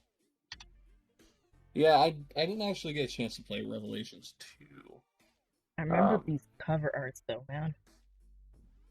Well, yeah, Revelations 2 is also the one where it's like they put out the first episode for free, and then they kept adding episodes after that. So I mean I own it because I got it in that pack of stuff. Yep. but I just haven't gotten around to playing through it. There's something deep and primal of like fear in me whenever I see children in horror games. It's just like, no. Either they're gonna be the monster or they're gonna get murdered horribly. There's no in between. Looking at you, Resident Evil 7. Yeah. That's how So, it like goes. Trevor said, this is another episodic game. But with Claire and the new character, Moira Burton, which is Barry's daughter. Yeah, Barry's daughter. Again, go to the area, kill the bad guys, kill the bad bioweapons that Umbrella created and now want to hide. And there's two endings. This was one that I definitely did want to play. I just haven't gotten to it. Well, we know you got it. Yeah. I'll get there. Umbrella Corps. 2016 for Windows and PlayStation 4.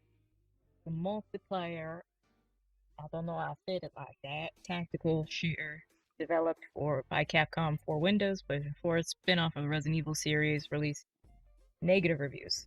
I don't even remember this Did that one. come out over here? Let me go back to that. Hold on. I'm not sure if it did. Corpse.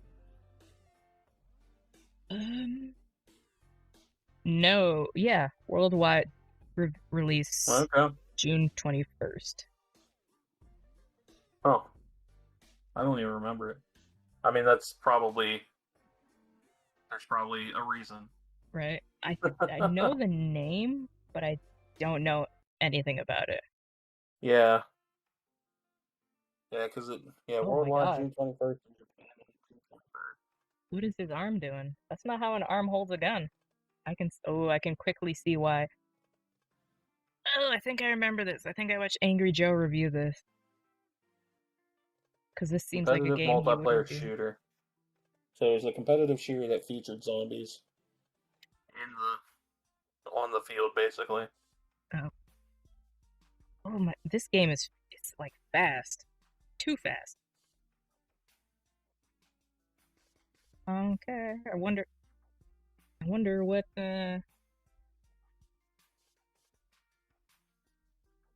This is just interesting because it's so fast.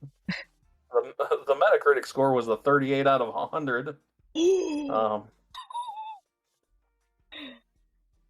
Game Informer gave it a 5 out of 10. GameSpot a 3 out of 10. Yeah. Okay. So that's probably why I don't remember this game at all.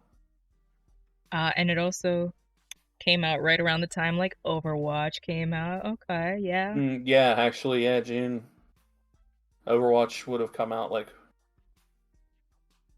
a month before that. I think that was like May 2016. Yeah. Yeah. Player portion. The organization. It follows Agent 3A-7. The organization he belongs to, Umbrella, is revealed to have a full name of the Umbrella Corporation in Resident Evil 7. So it ties into Bioengineered somehow. But I mean, that makes sense. I wonder if the servers are still up, to be honest. Because this doesn't seem like a game that would keep the servers up.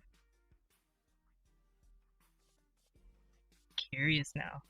I wonder if somebody has this. Just kind of watching it is kind of making me nauseous. Because it's just like too fast. Oh, wow, really? It's real. Yeah, this is real time because you can see the timers going by. This is. No, I was just looking at its Famitsu score. Don't die. No, its Famitsu score got a 36 out of 40, which is mind-boggling to me. Did they get paid off like Emily in Paris did? That's what I'm thinking. Like, holy crap! This feels like a Capcom's version of Metal Gear Survive. Yeah. Oh, that's ugly. That's not good. Because I can't bear to look at that anymore. We dive into Well, folks, it's Bowling Shoe Ugly. That is the best the way I've ever heard something described. So we're gonna dive into the probably one that most people have played, and probably the one of the most controversial at the time, but actually worked out for them. Resident Evil Biohazard, or Resident Evil 7, whatever way you like to call it. This was the first one I had played in a very long time. Still on the RE engine, which that RE engine is doing them wonders. I'm glad they have it now. It's a really good engine, and it crap, I can't remember what it actually stands for, but it doesn't stand for Resident Evil. Let me click on it. That's it. Yeah. God. Okay. It's used on Devil May Cry and Monster Hunter Rise as well. It's a successor to the MT framework, which was the engine we saw in the previous games. Is this? Hold on, let me go back one. I want to see if I think this was the first one to use it. Yes, because Corpse used Unity. So this is the first game on the new engine, which paid off for them. Yeah, I mean it looks fantastic. I mean, Biohazard just looks really good. So good. And yeah, you can't go wrong with the look. I mean, they took Resident Evil, they changed it up again. They made it first person. They leaned more into a straight horror experience. Which dived headfirst into it. Yeah, which I think is like such a stark difference from where Resident Evil 6 was, where it was just like this mishmash action, like straight up action game. And they actually kind of brought Resident Evil back to like what it was originally supposed to be in a good way. Yes. So I think they did a really good job of that. There's not much, because late 2020, I think I finished this. There's really not much I can say wrong about this game. Again, like I said, I don't know the extensive lore. I don't know the viruses. This seems to be like, and you guys can correct me, this seems to be like it's almost its own restarting of Umbrella, because as you go through, if you haven't played it, it's on Game Pass right now. You should pick it up. It's really good. It's about, I think it took me I struggled because I got scared a lot and I died a lot. So it took me about 12 hours to get through it. Yeah, I was going to say, generally I've heard it's like 8 to 10, give or take. It took a... It broke me. Especially with Marjorie, man. With her bugs. I hate bugs. But I can't imagine playing this in VR. This would have been terrifying, especially the... Yeah, so that was my original plan, because I originally bought the game on PlayStation 4 on like a buy two get one free from like Best Buy, like pretty soon after it came out, with the plan of like actually like playing it once I got a VR unit, because I planned on getting a PlayStation VR at some point. Never ended up getting a PlayStation VR, so never ended up playing it. Jesus. But yeah, I just want to. And then I recently I played, because I played through 3 Remake, and then I started I got like an hour in, and I just wasn't in the mood for it, but like I could tell that it was gonna be a good experience. Yeah. So. Ugh. I just want to get to my favorite scene, which is the scene that most people get introduced to the game by. Oof. Damn, Mia. Oof. Oh my god. Could you imagine that in VR? You can't close your eyes. You can't turn away. She's always there. It's just like, this is the first 30 minutes of the game. Could you imagine that? Oh. It's so close to your face. Yeah. But yeah, Resident Evil 7, I think, is because we've obviously seen it's been first person several times, but those were like light gun games and whatever. But man, they couldn't have done wrong uh, with this game. I'm glad they. I'll call it the Assassin's Creed it, where they took time and made the games took time off and made the games better. Because what was the difference between them? So 2016 was Umbrella Corps, but since the last mainline was 2012, so they took a while off to make their own engine, to remake the game, to make the series, and just like kind of perfect the gameplay.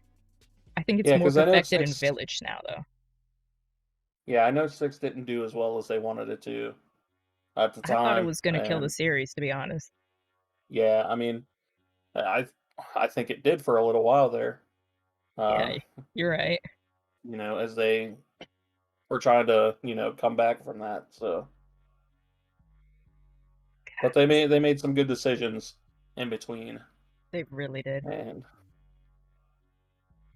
And I think there's the mold. If they didn't change the Umbrella story, but they rebooted it enough in a way that if you've never played a Resident Evil, which most people playing this one that are now gaming probably haven't played Resident Evil 6. They rebooted enough that you can be like, okay, this is a standalone, or this is a new one. I don't need to play the old ones. Yeah. Man, they really knocked this one out of the park. Yeah, you could definitely get away with playing it without playing any others. Which is very rare in a massive series like that. Ooh, look at Grandma. Ooh, hoo hoo. Anybody that's played the game knows why I have an issue with Grandma, because she's weird. And just like the characters, they somehow made you terrified of them, but also love and kind of at least Jack, love and kind of respect them and empathize with them just a little bit. Yeah, this game is good. It's on Game Pass, seriously, y'all. For $11, you can play this. You can play tons of games, but you can play this. And I'm surprised Village isn't on there, but I have a feeling Village will be on there within the next few months, to be honest. I don't think it will be. Not in like 6 months? Maybe in 6 months. Oh, I wasn't like 2 months now. I was thinking like 6 months to a year. Okay. Yeah. Yeah, I'm just judging by like the rumored contract stuff that they had with Sony. I don't think it'll be super soon for that. So, I mean, look how tightly they kept wraps on the voice actors. Like the day of the release, we finally find out who Mother Miranda was, or Lady Dimitrescu was. It's like, holy crap, you guys! How hard it is to keep a wrap on the voice actors. The only reason we found out one voice actor, the Daniela's voice actor, is because she passed away before they finished the game. Like, that's it. And then we found out the face model like last week for Lady Dimitrescu, and it's just like, oh, I'm surprised. Because gaming industry, and you'll see it because E3 is right around the corner. How many leaks start to happen? It was leaked. Now it's the company's putting it out and claiming it is a leak. I mean, yeah. Talked about this time and time again. They do that. It works out for them 90% of the time. I'm not going to show too much more of towards the ending because I think you should play this game. Let's read a little bit of this history. What am I in? Nope. I was just in Resident Evil. July 2017, Ethan Winters is drawn to a derelict plantation in Dolvay, Louisiana, from a message by his wife, Mia, who was presumed missing, or presumed dead, had gone missing in 2014. He finds Mia in prison in the basement, tries to free her. She tries to lead him out, becomes violent, attacks him, and I don't want to spoil more. it's a wild ride after that. And there's 2 DLCs, Not a Hero, which is the Chris Redfield DLC, and End of Zoe, which fixes the ending if you wanted it to be fixed. Yeah. I liked the ending I got because I thought Mia was always space. And kind of was.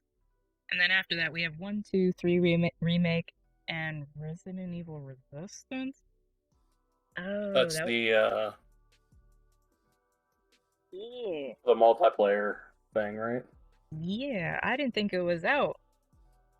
It It's on gameplay, not your gameplay, people.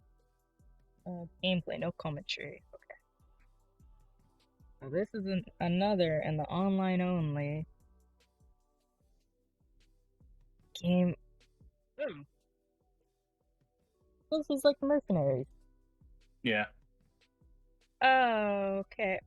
I'm gonna. Yeah. I think it's part of Village. Yeah. You get it as part of Village, yeah. And then the Reverse is the multiplayer thing that they pushed back that you also get for buying Village. I forgot about Reverse. Let me see that. That was the one that had the demo on. Yeah, they did a beta. That's probably why it got pushed back. Okay. I'm guessing it's after the feedback from the beta. Because I think if the Reverse was the one that I was interested in, because it had the comic book like feel to it. Because there's a subtle overlay of half toning on all the characters, or at least that's what it looked like. They might have changed that now.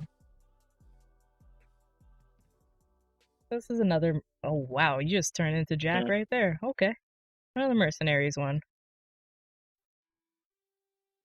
Okay, I'm interested. I'm not gonna buy Village just to play this, though. I will say that. No. I have a feeling this This is just like hey, this is free with Village. Check it out, kind of thing. Yeah. So. Maybe they'll pull a. Oh God, now I'm trying to think of that stupid game. Play it Resident Evil. No, Red Dead Redemption 2, and just have it like its own standalone thing. I'm pretty sure that's what they're doing. I think pretty sure you can buy it separately, potentially.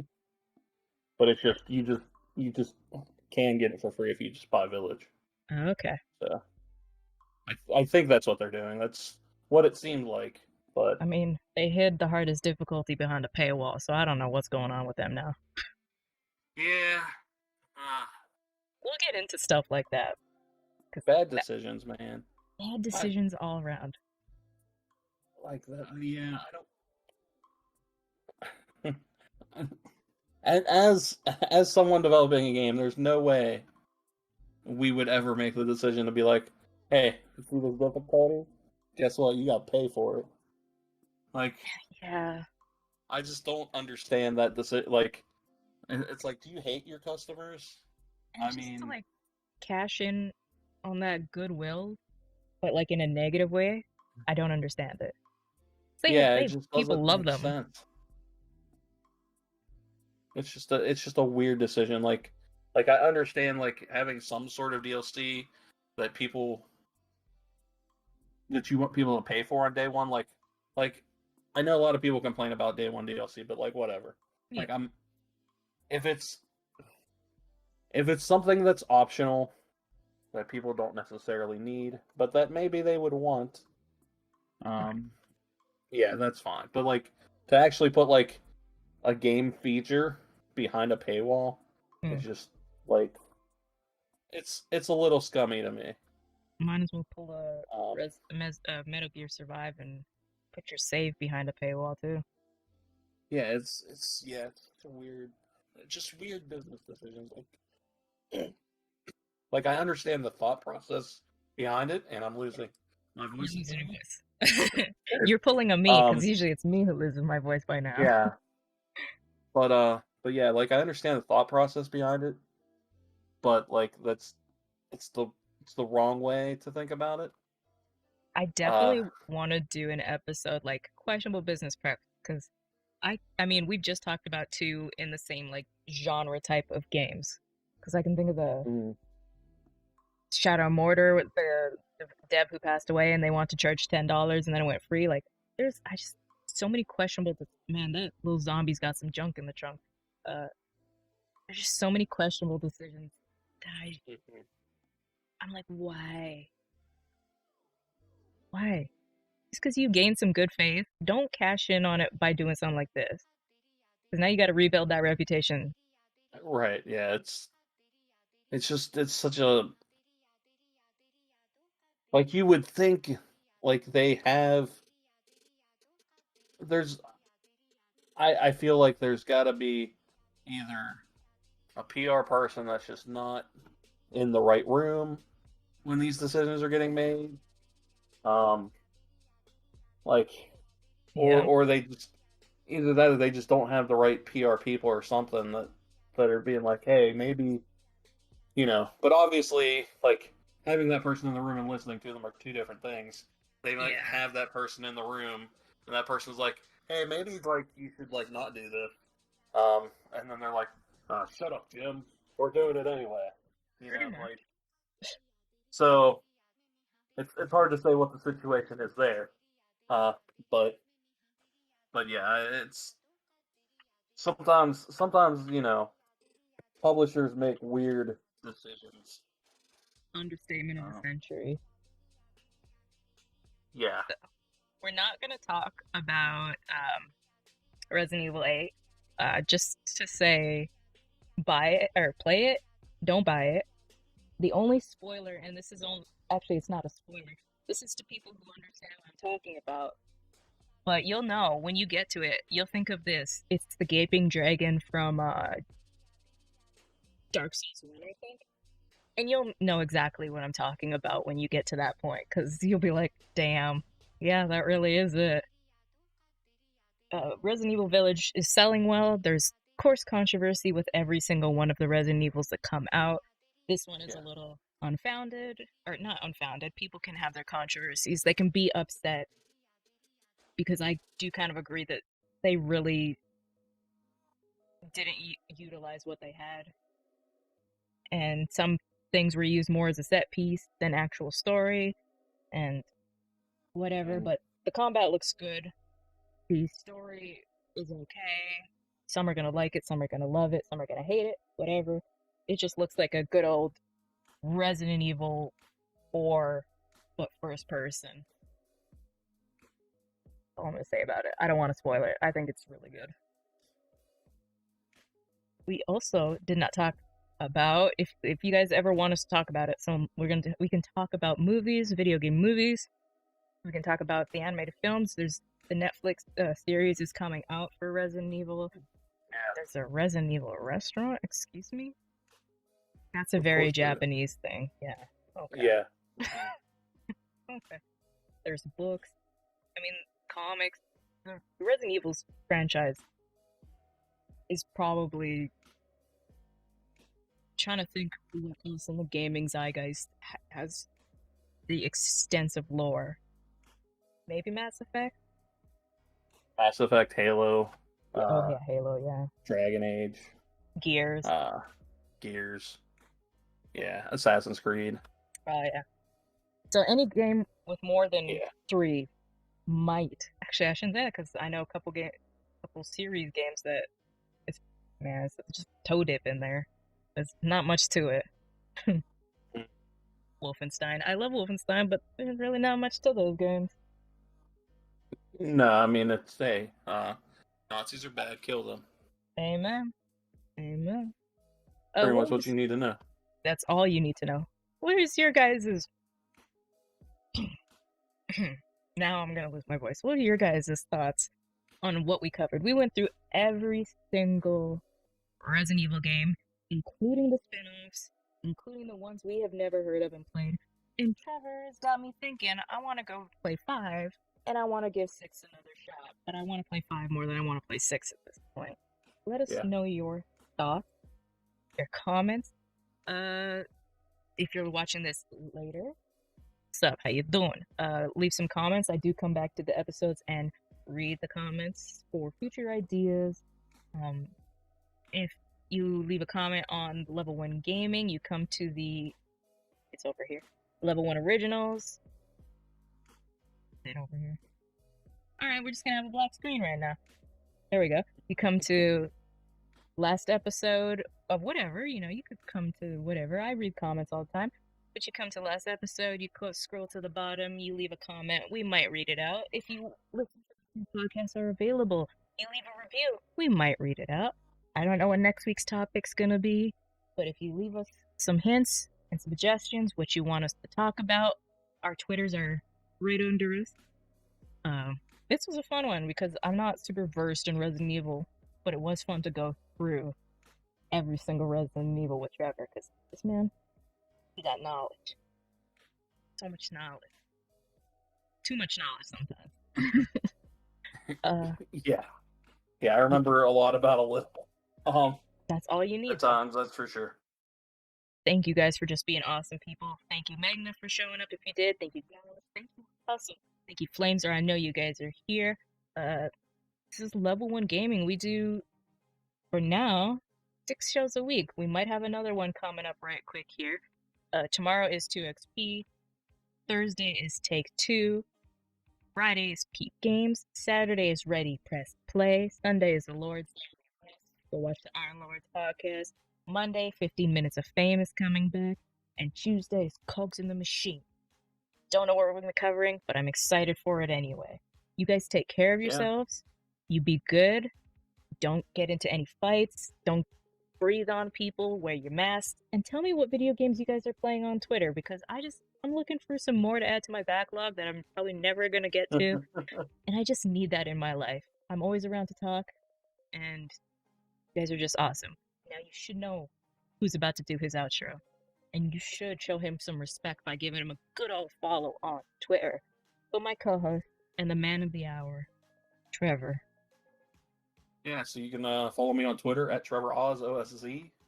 Go check out what we're doing at Winterborn at externusgame.com. We have a demo from our pre-alpha and all that stuff to check out. The very early build, and we're hard at work on getting that out sometime later on. But we'll say late this year. So that could change because obviously it's game development, and that is very much changing all the time. But we appreciate you checking that out. I appreciate everybody that just comes in and hangs out and chats to us in the chat. It's a lot of fun to do these shows. It's a lot of fun to sit here and chat with Floor Hugger for 3 hours plus on the weekly. I don't get to have these long game chats very very often otherwise, so my heart. It's nice to do that. So yeah, I appreciate that. I appreciate what Level 1 does. There's a lot of talented people that work hard at this site, so definitely show them some love, like their stuff, share their stuff on social media, do all that good stuff that lets them be seen by more people, because they deserve it. They work hard. Oh, my heart. I will stitch these together again. I know what I'm going to do for next episode, so this doesn't happen, but I will stitch these together, because there's a 12-minute section where we talked about the beginnings, and now this 3-hour section, so... Hey, luckily it only happened to us once this time, so... God, I had to stitch together 4 different things last time. It was messy. Yeah. Thank you guys, honestly, for just being as supportive as you are, and being as cool as you are. We'll see you guys tomorrow, or we'll see you guys for next week's Cogs. Stay safe and be good. Bye, guys. See ya.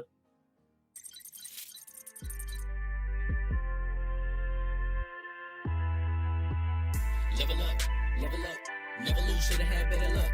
Tryna see a check, I'ma run it up. Yeah, I do a lot, still ain't done enough. Level up, tryna see a check, I'ma run it up. Yeah, I do a lot, still ain't done enough. Never lose, should've had better luck. I'ma wake him up from a slumber. Money ain't nothing but a game. Level ain't nothing but a number. Life ain't nothing but a game. lose, should've had better luck. Tryna see a check, I'ma run it up. Yeah, I do a lot, leveling up all. Waking up meant that he gave me a chance and I'm rolling the dice. I do it all. Living like I'm trying to go for the platinum trophy in life. Who can you call? Really nobody, so you should just follow me on your device. And know if she killing with me, then it's bound to be chemical X and the sugar and spice. Game in the system, but game is the hobby. And probably cocky, but I just wasabi. I mean, if it's beef, then you know where to find me. My focus is ready, and so is my body. You should be running and telling your posse and what's in the speakers and what's in your potty. And she trying to kick it, but this ain't karate. Just keep that shit down while I'm watching Tsunami. I ain't saying I'm a super nerd, but I told you when we got involved, my idea of a perfect date is a PlayStation and some alcohol. I was role playing on GTA. I'm a good guy, but I got it all. If the world should end, be the first to leave. But the last of us acting naughty, dog. Level up, never lose, should've had better luck. Tryna see a check, I'ma run it up. Yeah, I do a lot, still ain't done enough. Level up, tryna see a check, I'ma run it up. Yeah, I do a lot, still ain't done enough. Never lose, should've had better luck. I'ma wake 'em up from a slumber. Money ain't number, the level ain't nothing but a number. Life ain't nothing but a game. Level up, never lose, should've had better luck. Tryna see a check, I'm